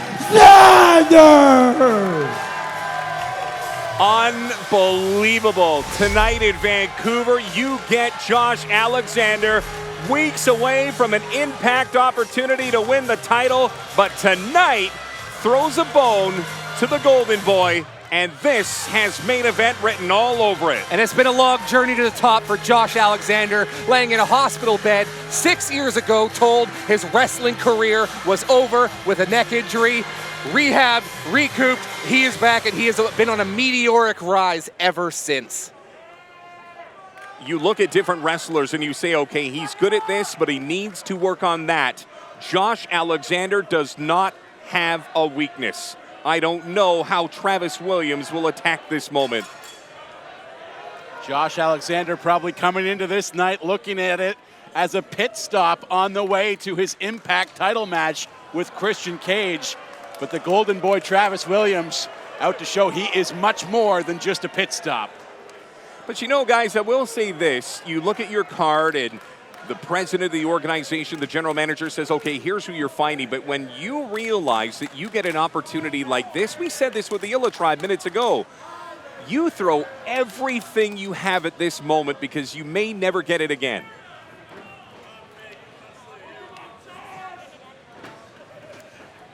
Golden Boy asking for this match, as we saw just moments ago, but he's been a little fearful in the early stages of it. Ooh, smacked Alexander and quickly out of the ring. Well, this might prove wise. Get in, get a little feel for this. Travis Williams is no slouch. He held the 365 title for nearly a year. Also, one thing to keep in mind about Travis Williams, he has a wide variety of DDTs and offense that targets the head and neck area, and that could be a bullseye on Josh Alexander with his known injury history. Alexander's just going to sit and wait for the antics of Travis Williams to finally give way to locking up and starting this match for real. Finally, a shoot in from Williams, but Alexander immediately on top of that one. You don't want to wrestle Josh Alexander. Oof.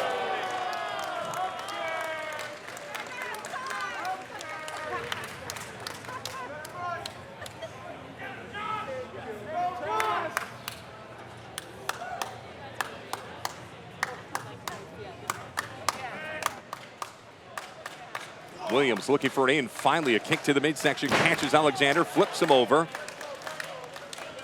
But Alexander using those legs. All of a sudden, it's got him in a pretty tough lock. Not many places here for Travis to go.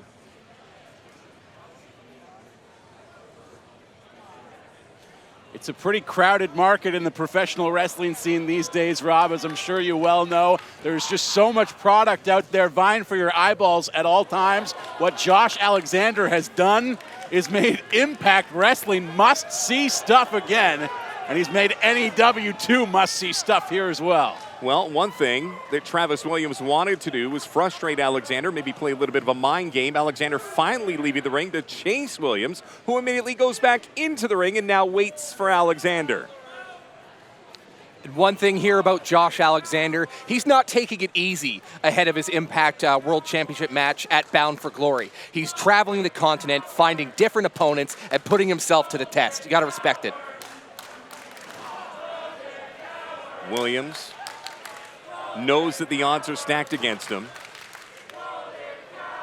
But on any given day is the old adage. But Alexander is not going to make this easy. Ooh, smack to the face of Alexander. A second one.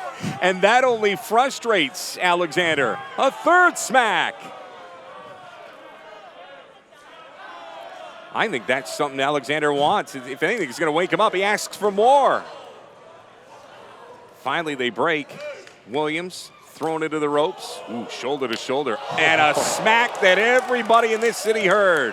Josh Alexander staring him down, asking, are you sure you want to do this? Wow. The raw power of Alexander is on full display tonight here at the Convention Center. And the speed with which he works. For a man with that kind of power, he should not be able to move that quickly. But what a backbreaker from Alexander. The athleticism is really second to none. Williams knows he needs a victory. He has yet to win here in NEW.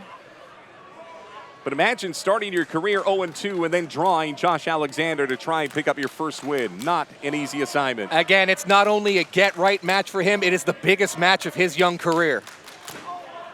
And he so much as said so in his pregame video. Fighting tooth and nail, but again, Alexander just doesn't have any holes, no chinks in the armor.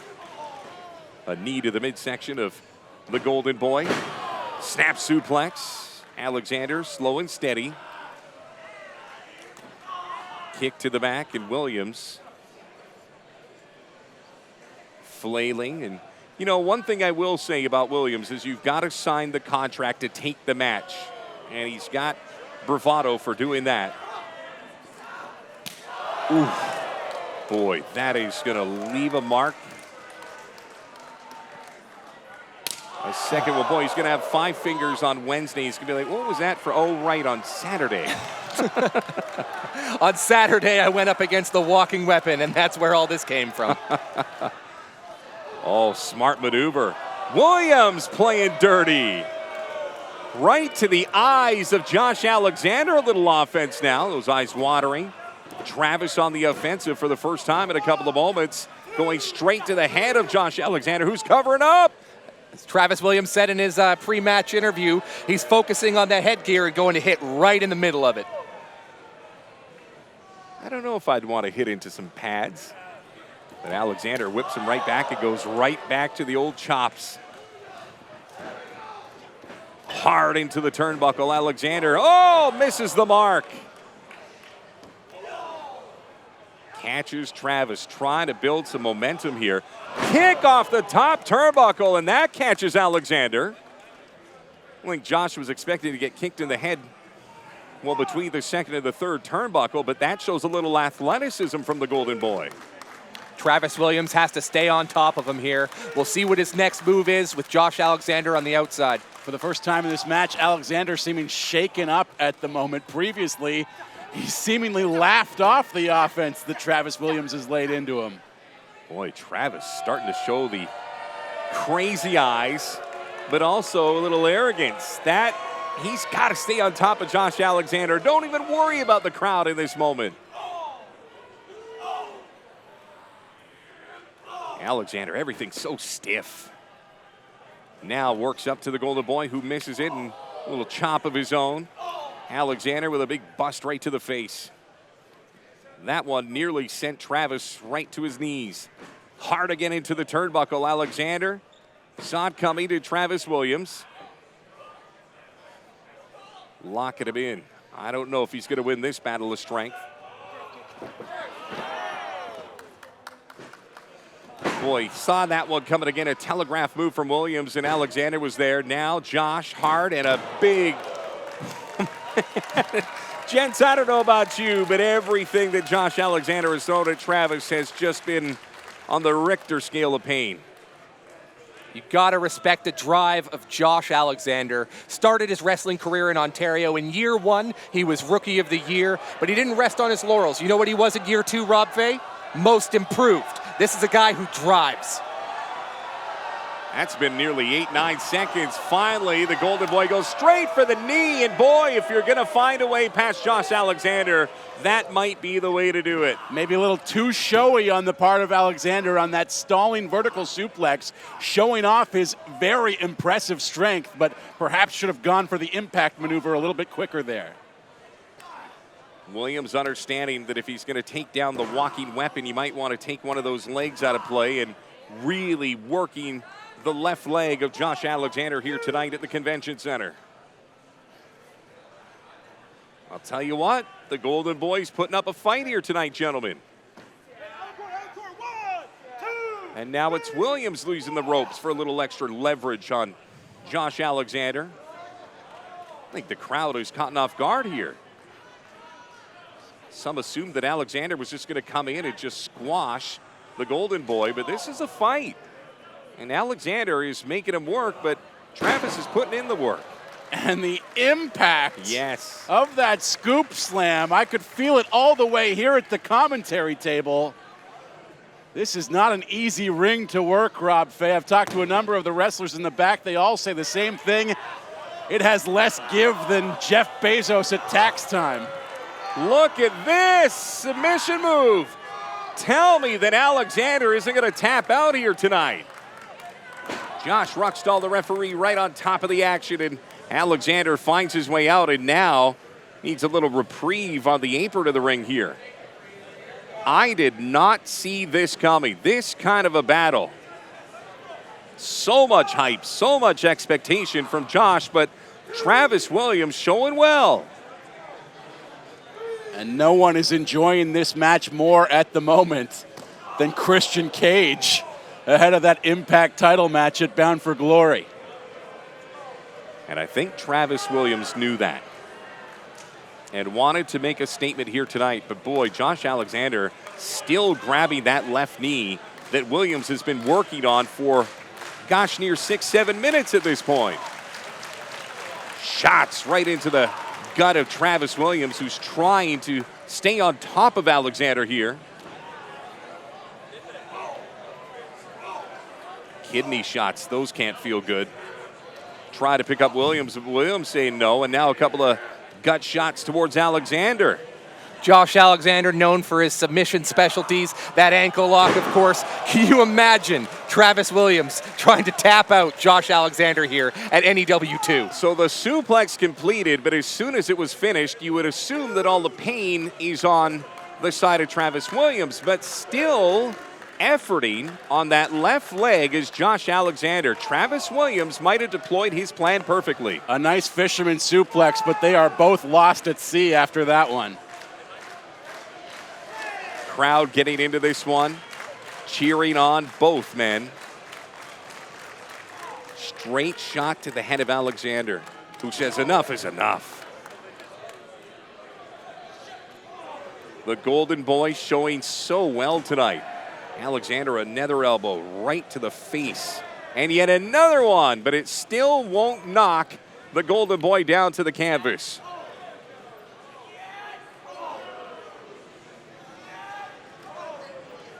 Coming into a match like this, you really thought it was going to be the speed and aerial ability of a wrestler like Travis Williams that was going to perhaps give him an advantage. So far, the Golden Boy pretty happy to play a power game against one of the most powerful hitters in the game. And he's also taking the power away from Josh Alexander by attacking his base and going after that knee. Oh, Alexander to find the ankle. This is not good news for the Golden Boy. Right in the middle of the ring. Travis finds his way out. Shot right to the face. The Golden Boy's going to try his luck again, and it's there. Can he do it a third time? No. Wow. The walking weapon caught off guard. Right on the money with that drop kick in the corner. Shoulder to shoulder. Oof. A big boot right to the Golden Boy. Alexander says enough is enough. We've seen a number of big boots so far this evening, but that one, far and away the biggest on the night. Alexander putting out on his social media his available dates, and I can only imagine there were countless promotions that said, yes, we would love to have you. But Alexander taking up NEW on their offer here tonight in Vancouver and putting on a whale of a show with the Golden Boy. See, Josh Alexander had a long road to this Impact World title match at Bound for Glory. And he kind of, I would imagine, looks at this match as being able to connect with his younger self, looking across the ring, seeing a young, hungry talent in Canada and wanting to work with him. Boy, this could be Dangerville. Look at this! Travis Williams, do we have an upset here tonight at NEW? 2. Oh, almost a huge upset. Alexander with the kick out, but you can see this match has taken so much out of him already. Travis Williams has not fought this match for a second like a wrestler that is unranked in the NEW who's still in search of his first win. What a performance from the Golden Boy. Telegraphed that move off the second turnbuckle. Tries to fight his way out of it. 3 elbows will do the trick. But Alexander this time chasing the Golden Boy right to the ropes, and this won't end well. Wow! And he kicked out! What resilience from the Golden Boy. Wow! That might have been a 720 in the air. Hard suplex. He's not done. 2. Might be on the outskirts of Suplex City at this point. Williams cannot afford a third one, grasping to that rope with every ounce of his energy. Looking for a trio of German suplexes. Did the Golden Boy just spit at Alexander? Alexander looked frustrated. Williams said, come on in. Let's not forget, Williams likes to play dirty. Through the ropes, Alexander thought he'd worked his way around, but the Golden Boy says, no, I'll find you through. And connects with Alexander on the floor mats. Travis Williams with the veteran Fet Savvy with that fake out there. Alexander caught him. Down onto the mats they go. Now a big tornado DDT there. It was originally a tornado DDT that injured Josh Alexander's neck and temporarily ended his career. Hard DDT. Could Travis Williams have the upset of the year in indie wrestling? 1, 2, does he have them all? Alexander just kick it out. Now at this stage in the match, those last couple high impact moves from Travis Williams focusing on the head and neck of Josh Alexander. Brilliant. And he looked like he was out. Until that kick out, he had not moved a muscle. This is an incredible match tonight. Josh Alexander, Travis Williams, one for the ages. Can the Golden Boy find his way to his first NEW victory? And what a monumental victory it would be. Alexander looks winded. I'm not going to lie to you guys. Yeah, Justin Morissette, you mentioned it earlier. Josh Alexander's got to look for a win quick here because he is taking a lot of damage that will most likely be sustained until Bound for Glory. Josh Ruckstall, the referee, doing his best to keep things in order. Alexander, short and powerful, but ooh, another kick from the Golden Boy. What an enziguri. Stumbled off the ropes, shot to the face. That was just a good old-fashioned punch right to the jaw.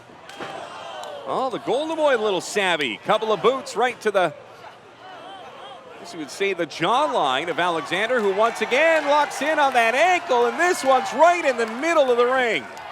But again, the Golden Boy finds a way out.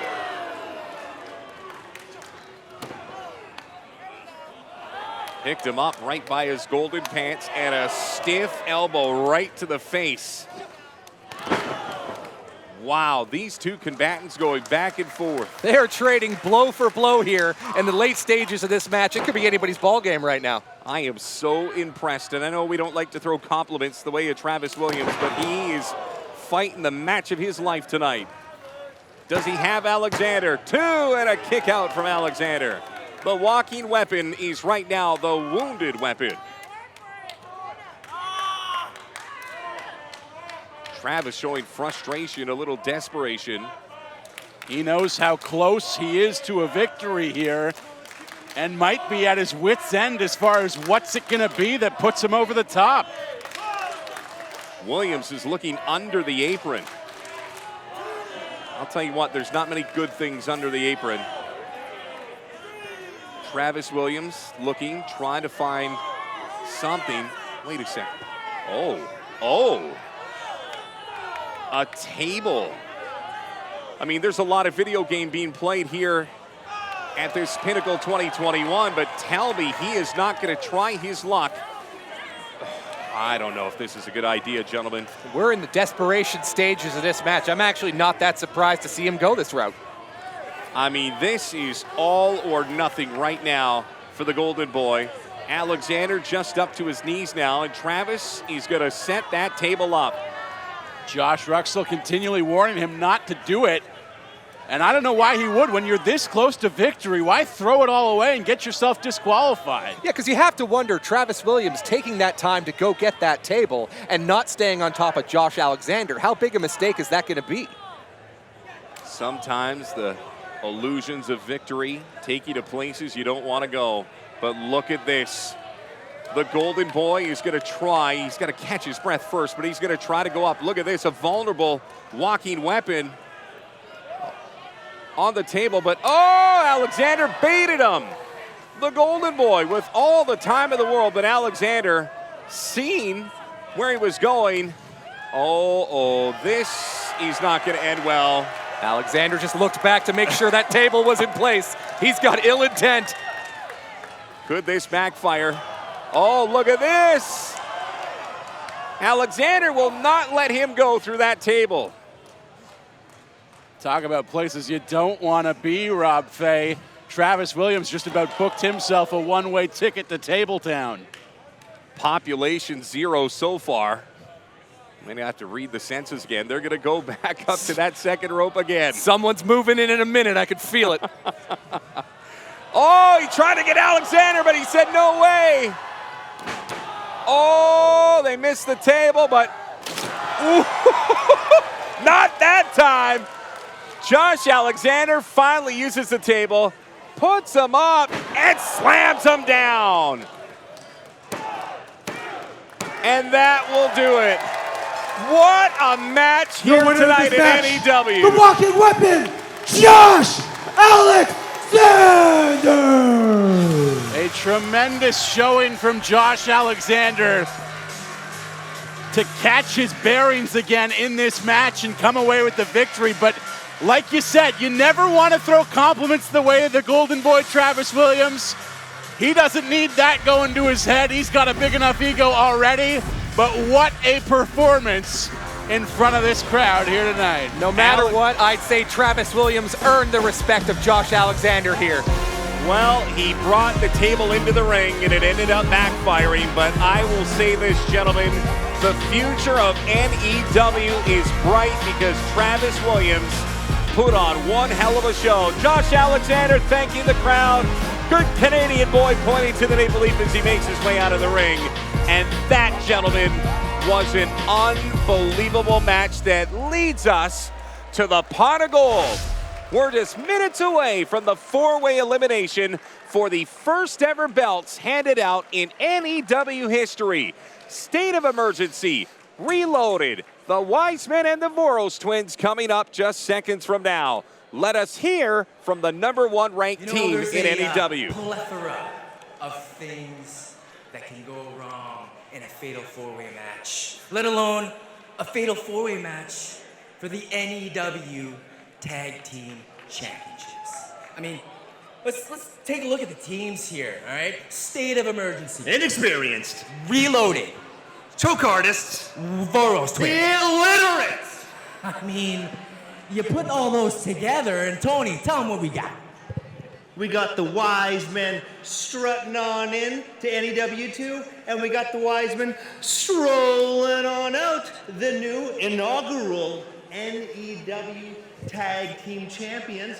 Not because we're the biggest, not because we're the baddest, but because we're the smartest. Nay, the wisest.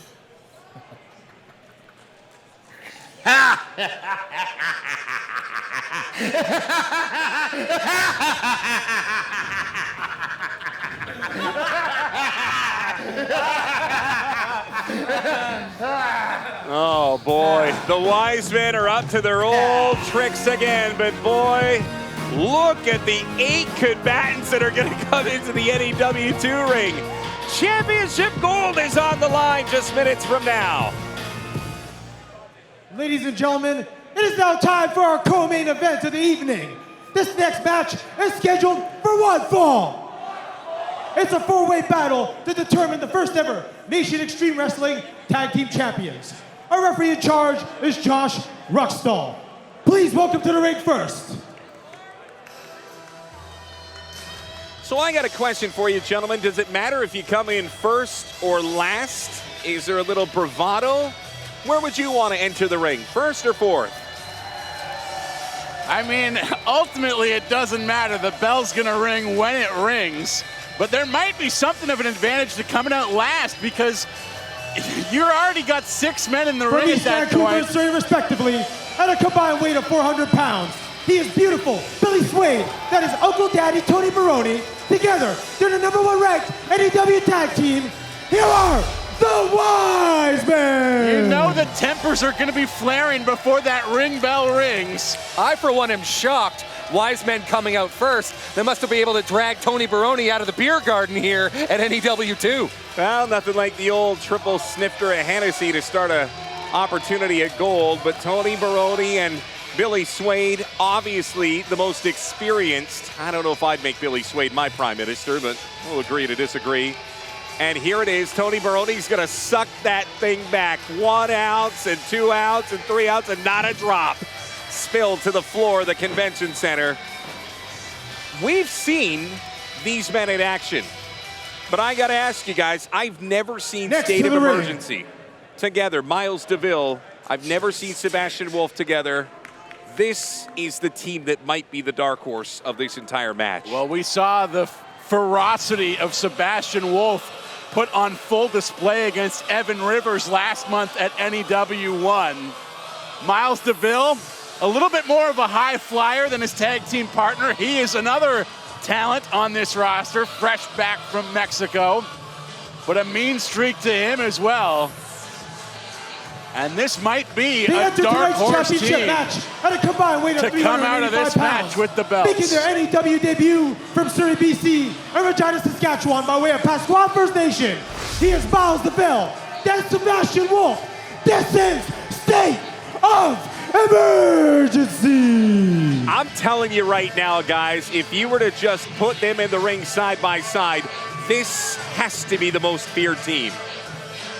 Yeah, we saw the ferocity of Sebastian Wolf in NEW1, and it's absolutely matched by his tag team partner. Oh, man, these two, deadly. Miles DeVille can fly.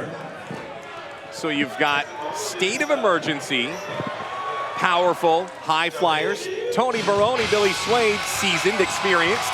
And now you get the social media darlings, the Voros twins. From Vancouver, BC, weighing in at a combined 350 pounds, they are former ECCW Tag Team Champions and the only NEW wrestlers with more than 1.3 million followers on TikTok. They are the inventors of the Da Vinci Code. It's the #3 ranked Tag Team in NEW. Hey yo, it's the Voros twins. We'll talk about the Voros twins, and Justin, let me focus on this for a second. They've got a lot of things going for them, but the only problem is, hold on a sec, we got Billy Swade right at the broadcast table. You're out of order. You got a match, Billy. Billy Swade making sure that we're saying some positive things about him over here on the table. And you know what? I will say something positive about Billy Swade right now.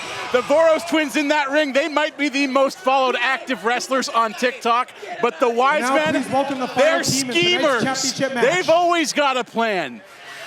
The Voros twins, they're schemers as well, but they're planning TikTok videos. The Wisemen are planning how to win matches out here. Well, we'll have to wait and see. There's still one more team, and I'll tell you this, both of these men are undefeated so far in the NEW. It is Jackie Lee, it is Sharif Morrow, and this is Reloaded. Yeah, we talked about the singles success that Sharif Morrow had at NEW1 with that big victory against Bishop. Pounds, considered one of the most dynamic tag teams in the Pacific Northwest. They are the #2 ranked tag team in NEW. It's Jackie Lee and Sharif Morrow. This is Reloaded.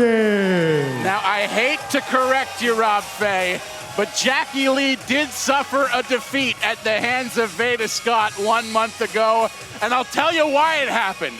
Neither of the members of Reloaded came out to the ring with their keyblades. Well, they Ladies and gentlemen, put before a the start stop of this to tag that team match, tonight. I've just been informed of a correction from the referee. This is an elimination tag match. Wow. Both members have reloaded with their Keyblades, and when you put them at a gaming competition like the Pinnacle, the Vancouver Convention Center may as well be Reloaded's home turf. Wait a second. Christopher Cassidy is here again? No briefcase this time. Cassidy has a lot of history with the Voros twins, used to manage them. Could we see a reunion in play? Tell me that the Voros twins have not hired the services of Christopher Cassidy. They have been affiliated in the past, but no. Oh, no. Oh, State of Emergency has got themselves a manager extraordinaire. State of Emergency teaming together in NEW for the very first time this evening and teaming with Christopher Cassidy for the very first time as well. Well, I have to, well, I don't correct you, Justin, but I have been informed that Jackie Lee is still considering himself undefeated because he doesn't count Veda Scott as a real match. Ah. So unsanctioned. Yes. Yes. Didn't count in Jackie Lee's world as, look at this. Tony Baroni taking on Jackie Lee. Jackie Lee sees a laughing Baroni and goes right to the weakness, that left leg that you can see taped up. You talk about the focus of this championship match. The stakes couldn't be higher, but one of these competitors, Billy Swade, decided to come over here and yell at us at commentary instead of getting ready for this match. You know what, though? He came over here to give me a high five and tell me I was doing a great job, so I gotta respect it at the very least. Well, two wrongs don't make a right. Jackie Lee showing well. He's got Baroni in a pinfall. Gotta remember, this is an elimination tag team match for the championship. Just because neither of you have anything nice to say about the Wisemen doesn't mean I can't give credit where credit is due. And look at this, the Wisemen are leading this match right now. Perhaps I spoke too soon. Voroses want to get infused in this match as soon as possible.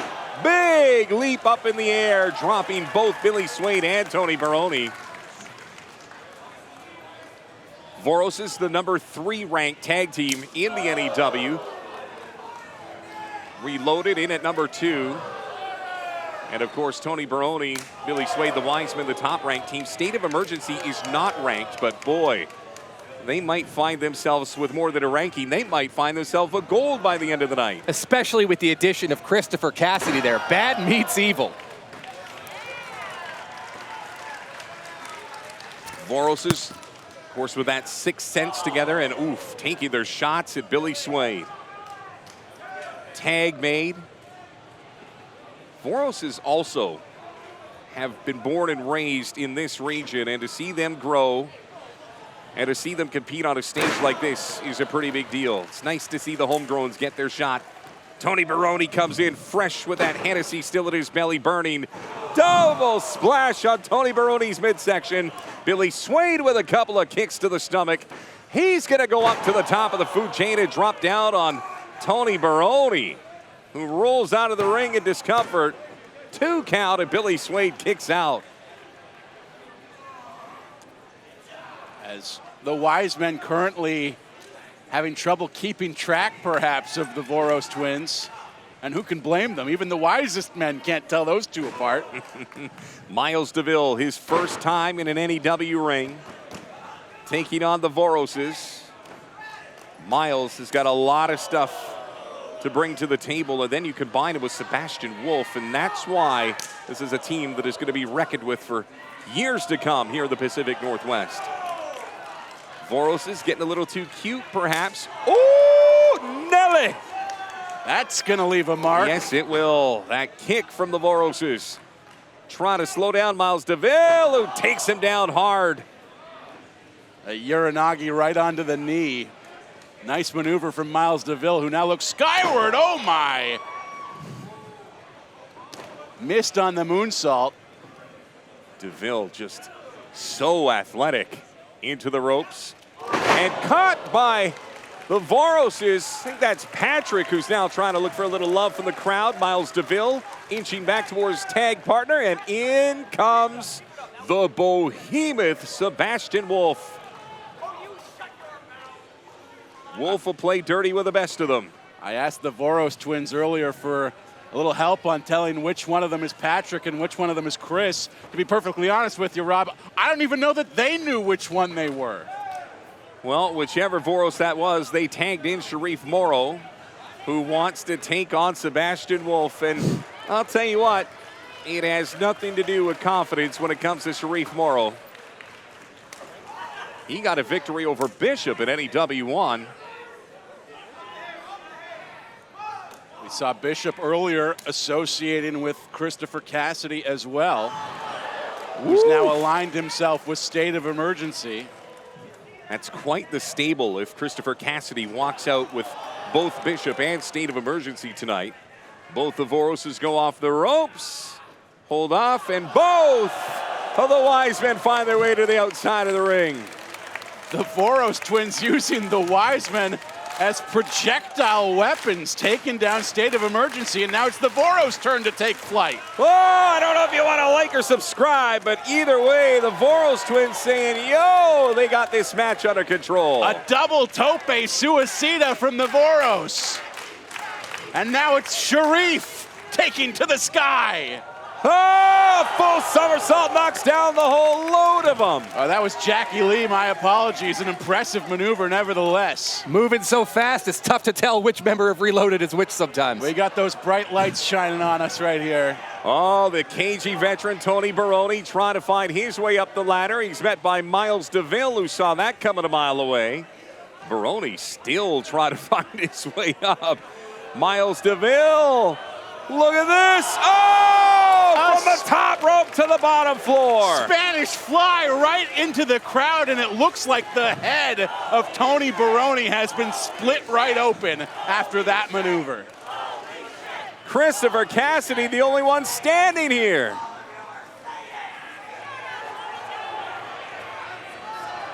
Tony Baroni trying to catch his wind.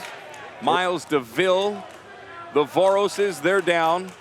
Baroni just gushing blood out of the back of his head at the moment. I don't think he minds really, though. If you spill his cognac, now that's a different story.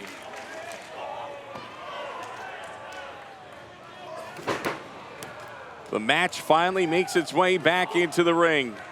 Tony Baroni has been cut, looks at the back of his head. Can he continue as he went hard into the iron?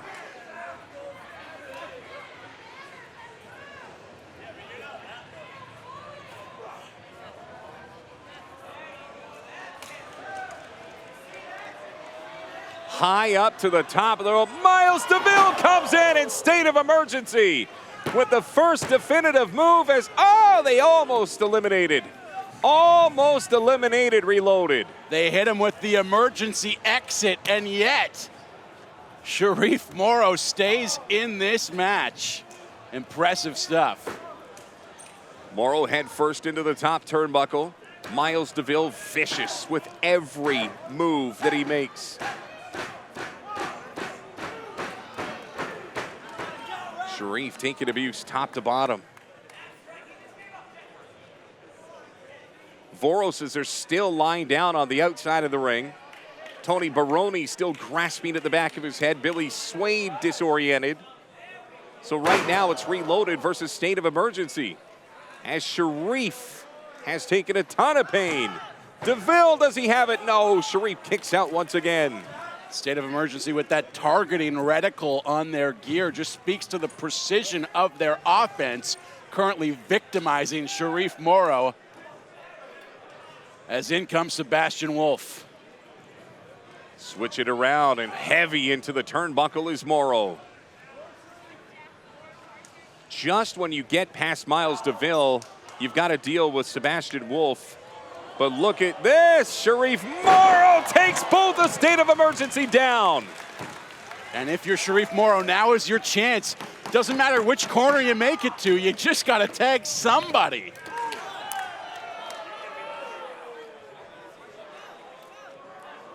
Can the Voroses make a statement?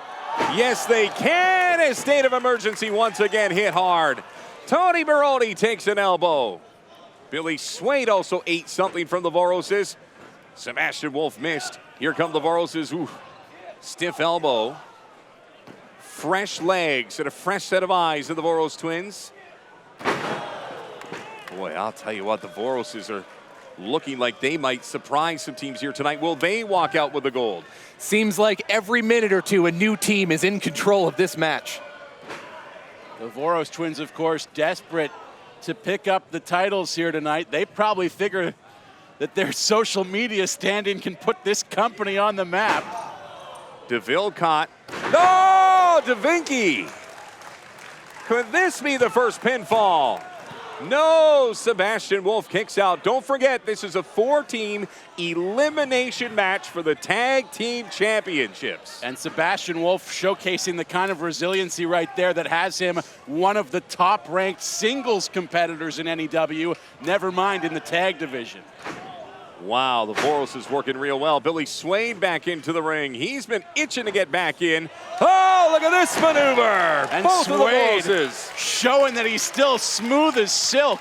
Impressive springboard double elbow. And then a big kick to the back of Patrick's head. Now takes him into the turnbuckle, flips him around. Where is he? Oh, there he is. Boy, the Voroses work so quick. Could they get him? You bet, it's a DaVinci code. Do they have the first pin of this elimination? In comes Tony Baroni. Baroni still leaking. Yeah, he's taken a couple of stiff shots of this match. But he did what he could to keep his team alive. Baroni trying to remedy the back of his head, state of emergency, looking at this opportunity to eliminate the Voroses from the top all the way to the bottom. First team eliminated are the Voros twins, and then there were 3. And I'm sure for a good many people The in Voros this crowd, twins have been eliminated from the match. the Voros twins were the favorites to win this thing. They're the first team headed to the back. So now it's Jackie Lee, Sharif Morrow, and Reloaded trying to take advantage of the situation. One of these 3 teams is walking out with the Tag Team Championship tonight. Boy, Jackie so quick. Just giving the power game of Sebastian Wolf all kinds of fits. As Jackie seems fresh as can be. Splash down on the big man. Hook of the leg, 2, and kicking out once again is Sebastian Wolf. State of emergency for the first time as a part of the NEW. Look at this, Christopher Cassidy getting in the way. Shot from Jackie Lee, and Cassidy falls to the mats outside. Jackie Lee, big forearm. The previous association Oh, he got caught by the big man. that Christopher Cassidy had with the Voros has made him infuriate all of these teams. Just kicking out is Jackie Lee. He's probably desperate for his next breath. He got hit right in the gut just after hitting Christopher Cassidy. Here's Miles DeVille. Gonna send Jackie Lee high up into the air. This is, oh, look at this. Sharif Morrow foiling the plans of state of emergency. They were looking for the emergency exit once again, not able to get it, but Miles DeVille with the roll up. Broken Sharif up. in the nick of time.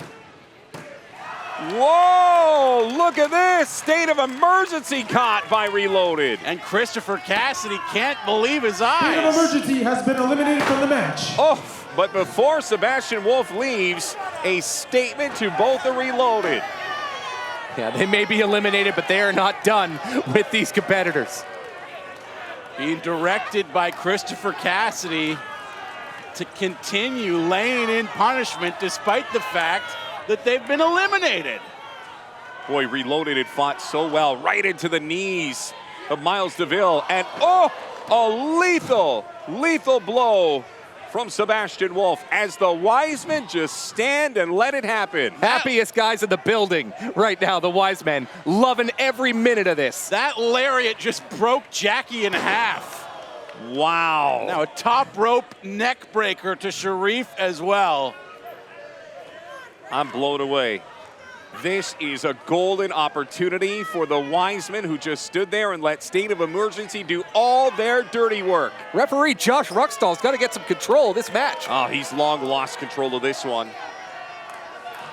And Baroni quickly gets rid of Sharif, and now it is Jackie Lee, the slightest of all 8 body figures, against both Baroni and Suede. Tony Baroni bandaged himself with an impromptu bandana. Just licked his own blood off his hands. You're not going to let a veteran of this ilk so close to the gold let a little cut keep him out of this match. Billy Suede with a pin. Are they the champions? 2. Oh, Jackie Lee just kicked out. Waited too long. If you're Billy Suede, you could have gone for that cover. Feels like as long as 3 minutes ago. So we're down to 2. Reloaded against the Wisemen. One of these teams is walking out with a championship. Hook of the leg. Suede was going to try to find it. Goes for it again. Can't find that second bang from the hand of Just Rockstall, so decides to take out his frustration on Jackie Lee. Oh, hard right on the side of the head. Does he have him? There's that 2 count, but looking for the 3 and can't find it. Billy Suede trying to lead the Wisemen to history here tonight at the Vancouver Convention Center. You just saw a big shift in Billy Suede's strategy. The hot dogging, the grandstanding, that's over. He is trying to win this match now for his team. Tony Baroni is the legal man in this match for the first time since he split his head open. Do they have it? Oh, Jackie Lee kicks out. Boy, Baroni's a warrior, isn't he? He's been through all of the wars here in the Pacific Northwest. Stiff elbow to Jackie Lee. Takes him right to the other turnbuckle. Here comes Baroni. Oh, and he met the elbow of one Jackie Lee and now meets the knee of Jackie Lee, who goes up to the second turnbuckle. Splash, but he's caught by Baroni. Baroni's got it right where he wants him. Oh, that's disgusting. Oh, he's doing it again. What is he doing? Finally disposing of Jackie Lee. Look at him. He can't, I don't know if that's from the hip thrusts or that that's from the actual throwing to the canvas. A liquored up Lothario is Tony Baroni, much to the chagrin of this crowd. Boy, Sharif has been itching to get back into this one for minutes now, but Jackie Lee just cannot get to his corner. 2 count almost got him right there. And you wonder, what do the Wisemen still have up their sleeve? They are never content to just win on merit. This is a team that always has some kind of ace in the hole. Here comes a couple of stiff shots to the gut. And once again, Billy Suede says, not tonight. Goes right back to the neck of Jackie Lee, who is now wincing in pain down on the canvas, trying to find his second win. The crowd trying to support Reloaded. Oh, that'll hurt. But can Jackie get to his tag partner, Sharif? Did he? They're reaching. Oh! Couldn't get there as seasoned veteran Billy Suede knew exactly where Sharif was. As the wisdom of the Wisemen just cuts this ring in half. Jackie Lee up to the top rope. Double knees falling right on the face of one Billy Suede. This is such a huge opportunity for Reloaded. They've been teaming together for 4 years, and they've never won any tag team championships. Voros twins, Wisemen, just a rivalry has been going on for their entire time teaming together. It would be a statement victory for Reloaded if they could get past the Voroses. And then state of emergency, and dare we say the Wisemen. Sharif finally gets tagged, as does Baroni. Sharif with a neck cracker now looks at Baroni, does the same thing, and Sharif's got all the momentum in the world. A third one. 4 straight sling blades for Sharif Morrow. He's been itching to get into this match. Baroni goes into his partner, Billy Suede. And here comes Reloaded. Sharif hard into the turnbuckle. Can Sharif Morrow turn this? He's going to try and pin them all? No, what's he doing here? Trying to get the crowd on his side and build on this moment. Tony Baroni looking up at the sky. Oh, he goes with a big somersault and now makes his way out of the ring where Billy Suede was. Now, guys, is that a missed opportunity with Tony Baroni facing upward?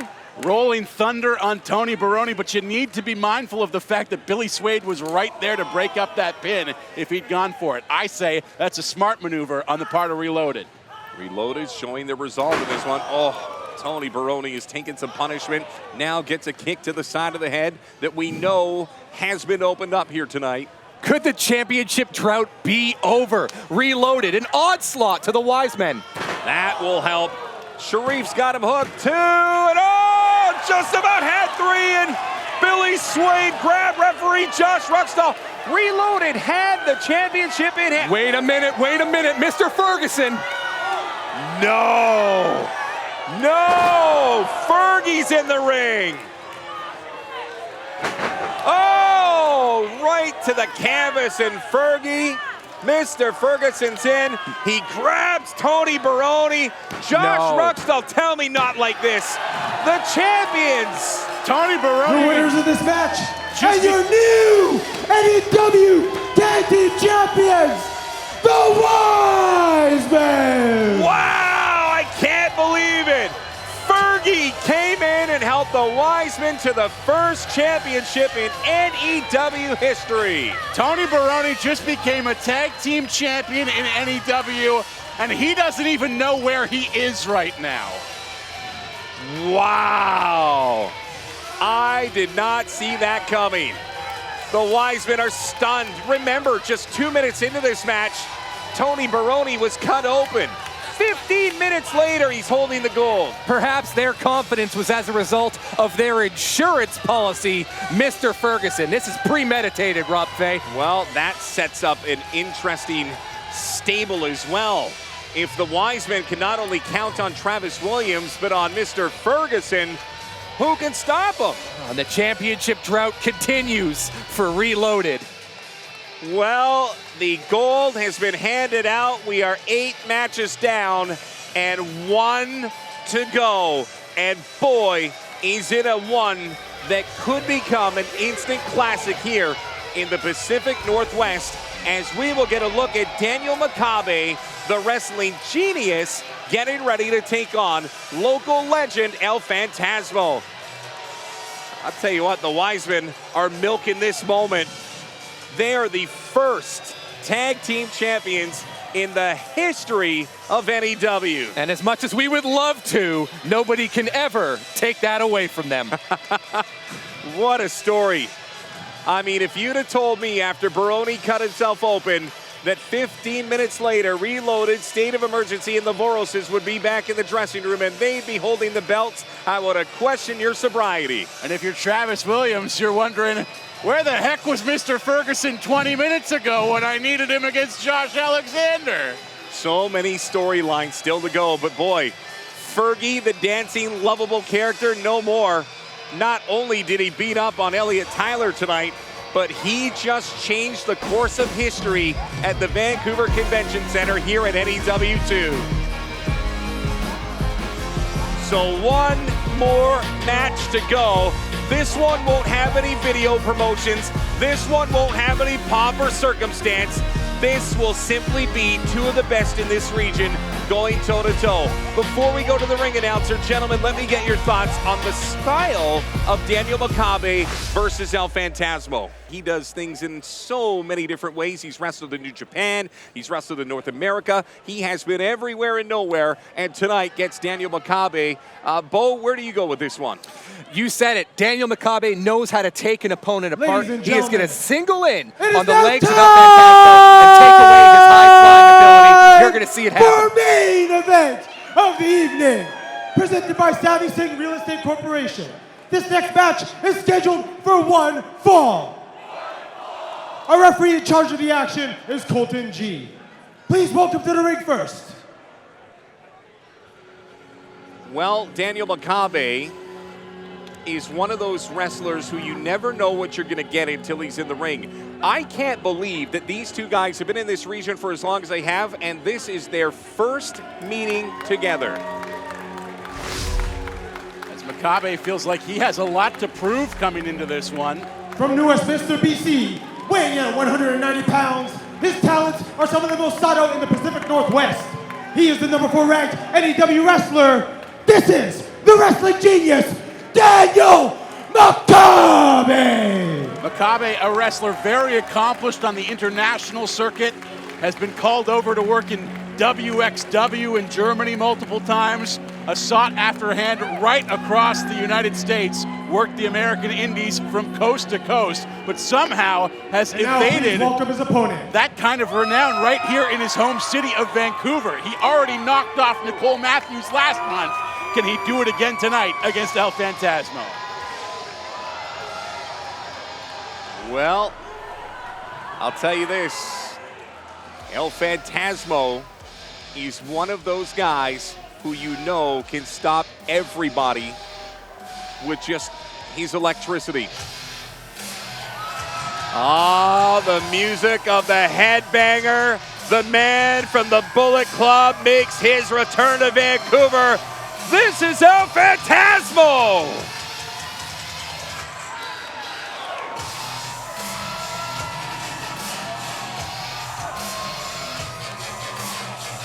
Many people, when this match was introduced and they found out that LP was coming to Vancouver, immediately went to Nation Extreme Wrestling and bought their From Maple Ridge, tickets. BC, weighing in at 195 pounds, he is a former ECCW champion, a two-time winner of New Japan Pro Wrestling Super J Cup.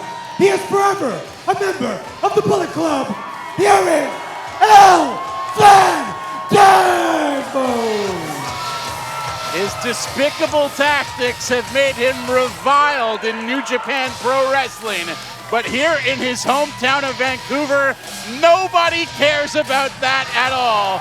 They're just happy to see their boy back in a local ring once again. He has accomplished so much over the last 3 to 4 years. And even with the pandemic that stopped a lot of wrestlers across the globe, El Phantasmo was taking matches anywhere he could find them to make sure that he kept his blade as sharp as possible. Makabe, slow and methodical, looking out at El Phantasmo as the ribbons continue to fly into the ring, synonymous with LP.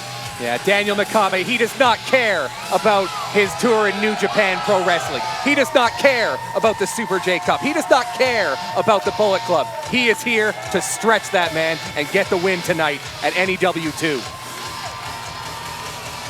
These are two wrestlers from Vancouver, and beyond that, they might have absolutely nothing in common. Cut my music and learn how the goddamn volume button works next time. And you, get the hell out of my ring right now.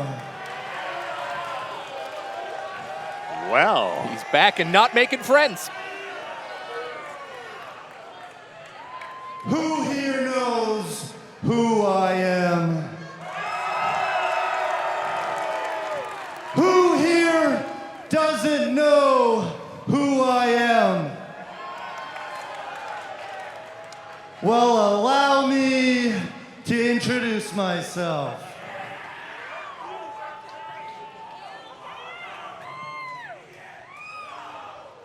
I am a former two-time IWGP Junior Heavyweight Tag Team Champion. I am a former British Undisputed Cruiserweight Champion.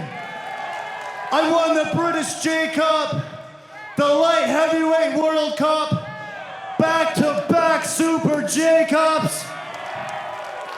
As the king of the RCC, the king of the Commodore Ballroom, I am El Phantasmo, and I hate video games. not the place to say that tonight, LP. In fact, if you like video games, I think you're stupid. Well, come on. I am taking that personally. Hey, and if you play video games for sport, you're a bunch of losers. Y'all just a wannabe athletes like Dan Makabe. What? Just because I am an actual professional athlete, it's only fair that I request the same in my opponent. Well. You know, if liking video games makes you losers, and if playing video games is stupid, that must mean everybody in this ring is looped. And to be honest, I've already been paid tonight. You people don't deserve to see me wrestle, just like this city doesn't deserve to win a Stanley Cup. He is taking no prisoners tonight. Portmanteau game is strong, though. Look at this. Is El Phantasmo leaving? Excuse me, LP. Come on. I normally like to do my talking in the ring, as everyone is well aware, but sometimes I have to lower myself to other people's level, so here we go.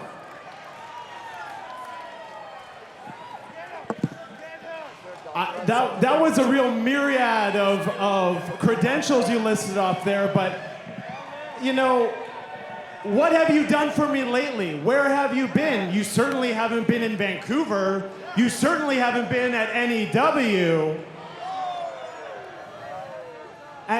And you know what? We're really more similar than you think. We're both world-traveled wrestlers.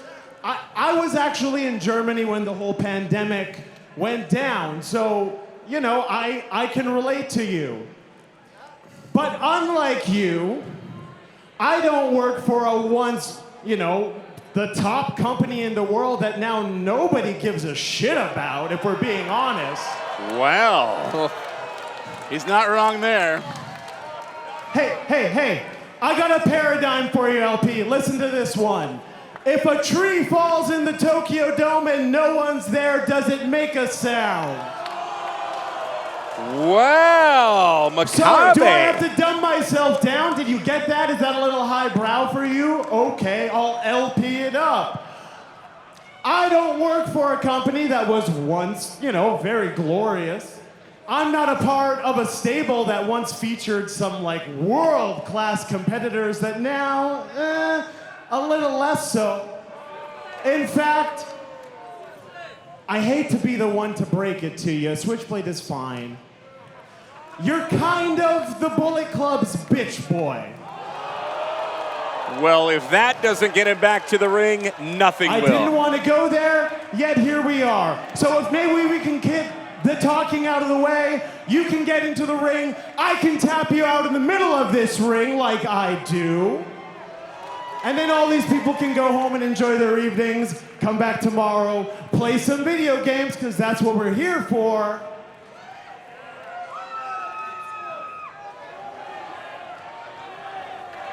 This is unbelievable. El Phantasmo came out here and made no friends, and Makabe is calling him to the carpet.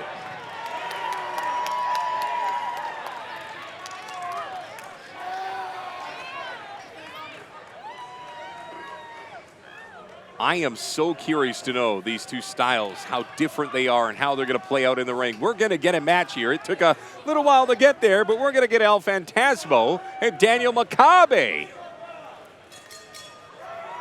Oddly enough, Daniel Makabe endearing himself to this crowd at NEW2. That's got to be something uncommon for him.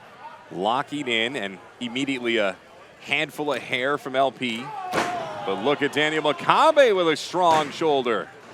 But you don't say what LP did about the Stanley Cup in this town and not expect any comeuppance from it.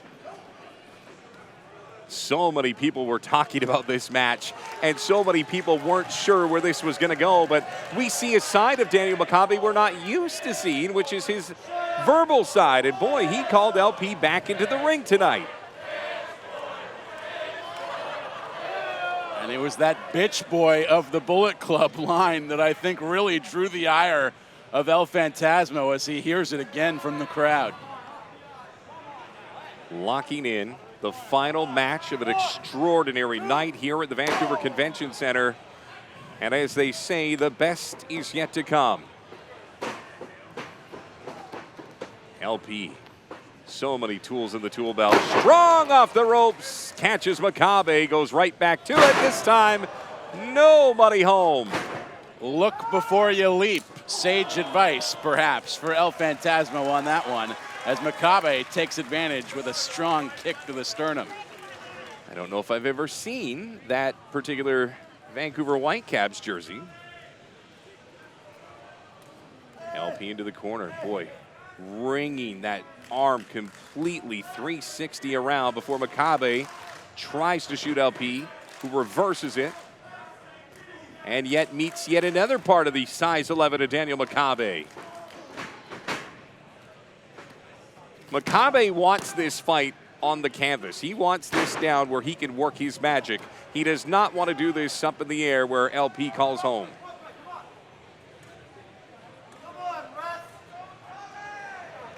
Makabe repping the Whitecaps this evening, as you mentioned there, Rob. Very rare for him to do that, in Vancouver anyways.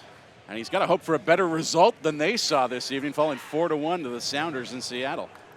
With Makabe representing the Whitecaps, do you think he's maybe courting the fan base here in NEW and trying to get them more on his side? Perhaps a little bit, but I think he likes to do his talking in the ring, as he said before the match. If you're going to come around on the ring talent that is Daniel Makabe, you're likely going to do it because of what he's doing in the ring, not because of what he's wearing in the ring. LP trying to get that third count. I thought he might have had it there, but Makabe finding his way out of it, arching his back, LP on top of him. Working his way on top. Boy, Makabe's legs so strong. Up and over goes LP. Boy, this plays into the favor of Daniel Makabe. This is his style of wrestling. Both men keeping that lock of the hands with monkey flips going in both directions. Oh, dirty play from LP. Stomping on all those digits of Daniel Makabe. Is he biting onto the fingers? I think he was. I think he was. And going right back to it. Ooh, ringing that pinky finger, grabbing the ring finger. All in different directions. Grip is so important for a submission specialist like Daniel Makabe, and LP's looking to neutralize that right here. I don't know how Daniel Makabe is going to get the feeling back in those fingers anytime soon. Try to fend off LP right now. Couple of kicks.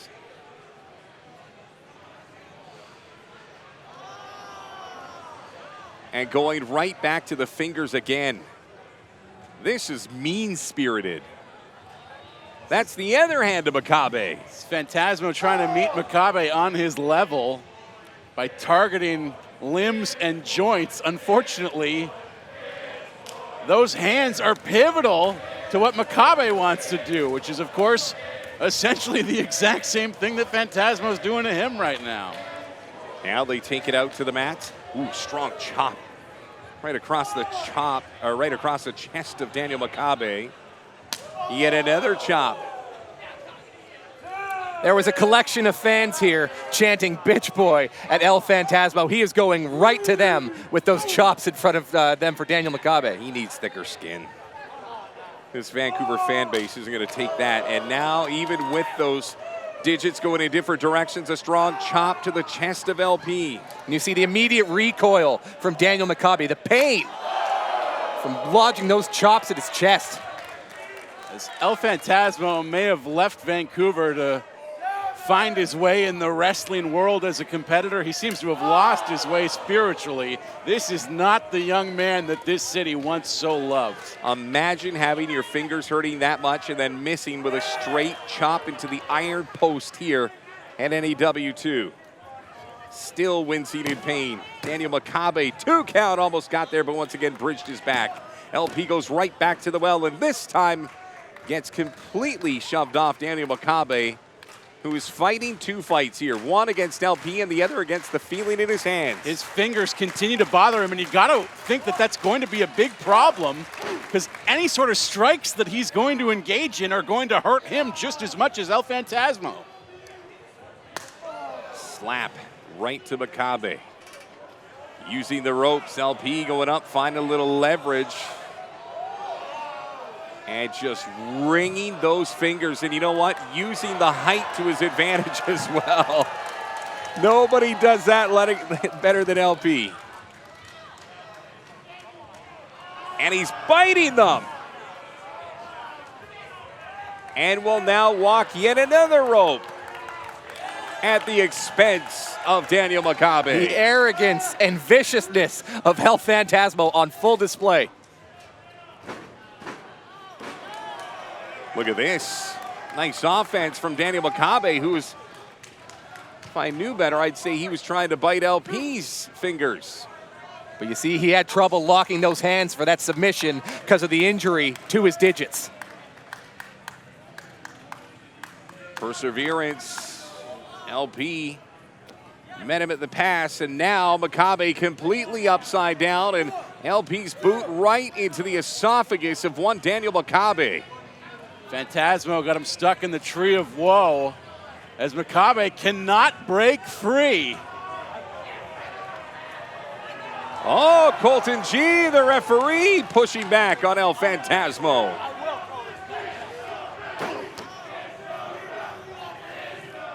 See, Makabe even trying to pull himself out of that tree of woe is difficult for him with the injury to his fingers. LP's got him lined up, Makabe in a vulnerable position. And just ringing that, hitting him in the Makabes, for lack of a better phrase. But does Daniel have him? Oh, look at that! Throws the big man off the ropes. LP has worked almost every angle of Daniel Makabe's body, and even when Makabe tries to build a little momentum with his hand, he can't even bang the mat.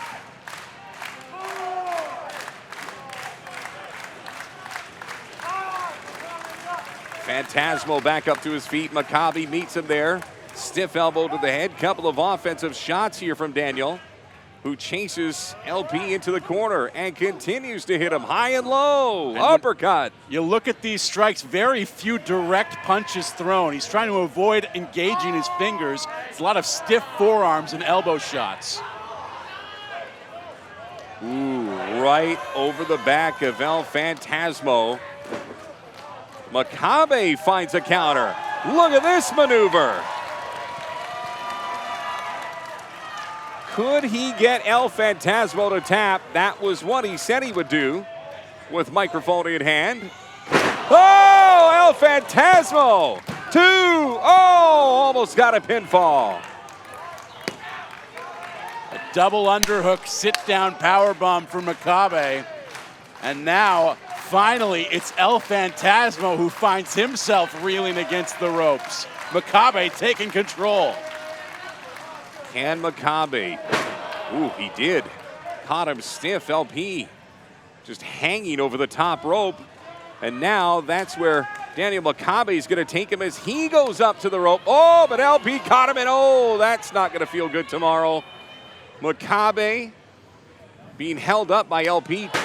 Stern kick to the back of the head. As LP once again ringing him over his shoulders. Taking it back towards the middle of the ring. Spinning around 6, 7 times, and finally Makabe falls. Hook of the leg, 2, almost got him.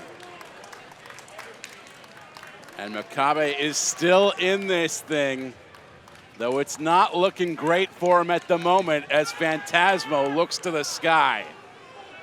LP going to a place that he's very comfortable. The top rope. Makabe in a vulnerable position. Does LP go all the way to the top? He does. Splashes down on Daniel Makabe. Goes right to the other top rope. Full extension. Guns pointed right at him, and a splash down again. LP twice on Daniel Makabe. Daniel Makabe has spent so much this match trying to get feeling back in his fingers. He has not been able to neutralize the legs and the high-flying ability of LP, and it's biting him in the butt right there. And yet he continues to stick around. Every time LP hits a huge move that you think has got to be it, Daniel Makabe digs deep and finds just a little bit more left in that tank to continue this fight. Well, he is the wrestling genius. You know there's a plan B, there's a plan C. All the way through to Z, he has strategies for this match.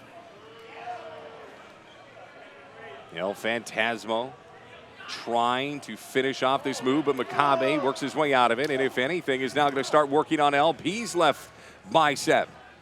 Kick misses the mark, and yes, Makabe in the middle of the ring, trying once again to get El Phantasmo to tap out here at the Vancouver Convention Center. And once again, it's those fingers that prevented him from being able to lock up and apply that submission the way he might have liked. Stiff kick.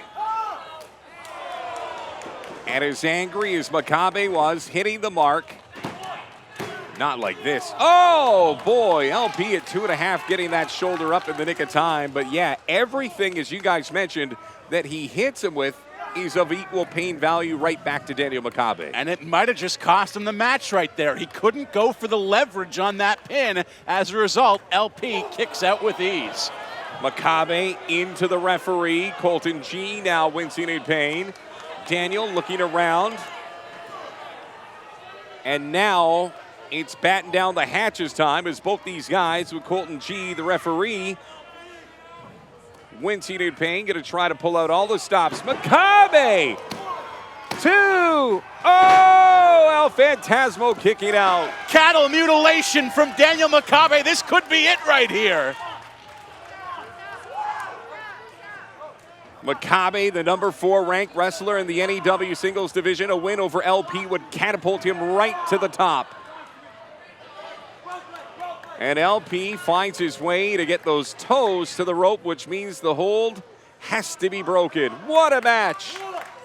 And again, for Makabe, this is so much about trying to establish yourself as a top-tier talent in the city of Vancouver. He is renowned in Europe. He is renowned in the United States. He's renowned particularly in Washington State. He wants this crowd to see him on the same level as an El Phantasmo. Both of these wrestlers have worked each other so hard. And right now, Makabe in a very oh my goodness. The Styles Clash. That has to be the match. Oh, Makabe kicked out again! And El Phantasmo is just as shocked as we are here on the commentary table, fellas. The exasperation in his eyes. What more is it going to take to keep Daniel Makabe down? These two combatants, again, the first time they have ever faced each other in the squared circle, and here tonight happening at the Convention Center. And what a show.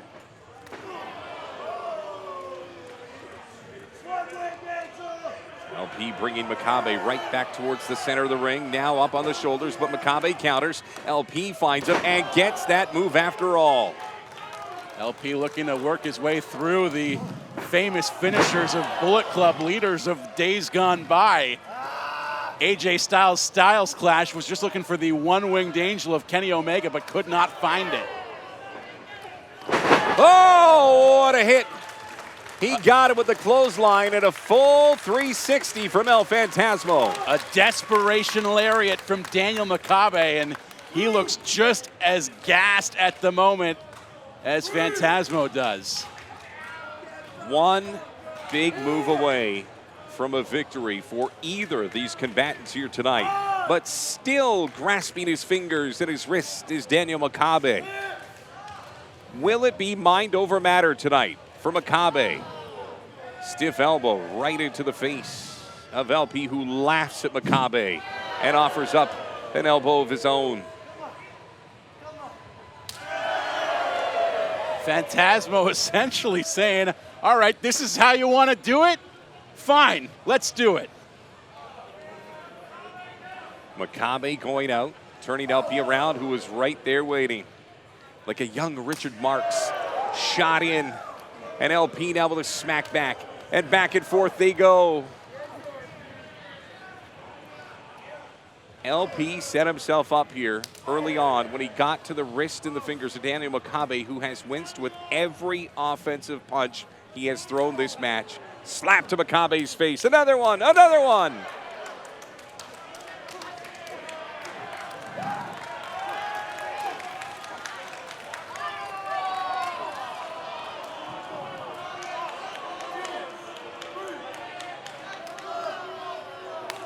Well, Makabe working that arm that he worked earlier on LP. Oh, thrown into Colton G, the referee. This time, Colton took a real big blow, as does Makabe, and this is where LP is going to try to find his way to a victory. Shot to the nether regions of Makabe. Hard to the mat. LP now looking for the count. The referee, Colton G, slow to make it. 2. He got him. And El Phantasmo comes away with a victory at NEW2. An unbelievably hard-fought match over Daniel Makabe. You hate to see a great match like that end on such a dour note. But that is the style of El Phantasmo. He will stop at nothing to get his way. And full credit to El Phantasmo. He came in here and executed his game plan, took away the fingers. Credit where it's due. We'll be back on November the 27th. NEW 3 announcements coming your way. On behalf of the entire Gaming Stadium team, Justin Moore. Wait a second. The referee just stone cold stunned LP. Why not? That's what you get when you come to NEW Wrestling. Anything is possible. For Justin Morissette, Jordan Bowman, I'm Rob Fay. Good night from NEW2 in the heart of Vancouver.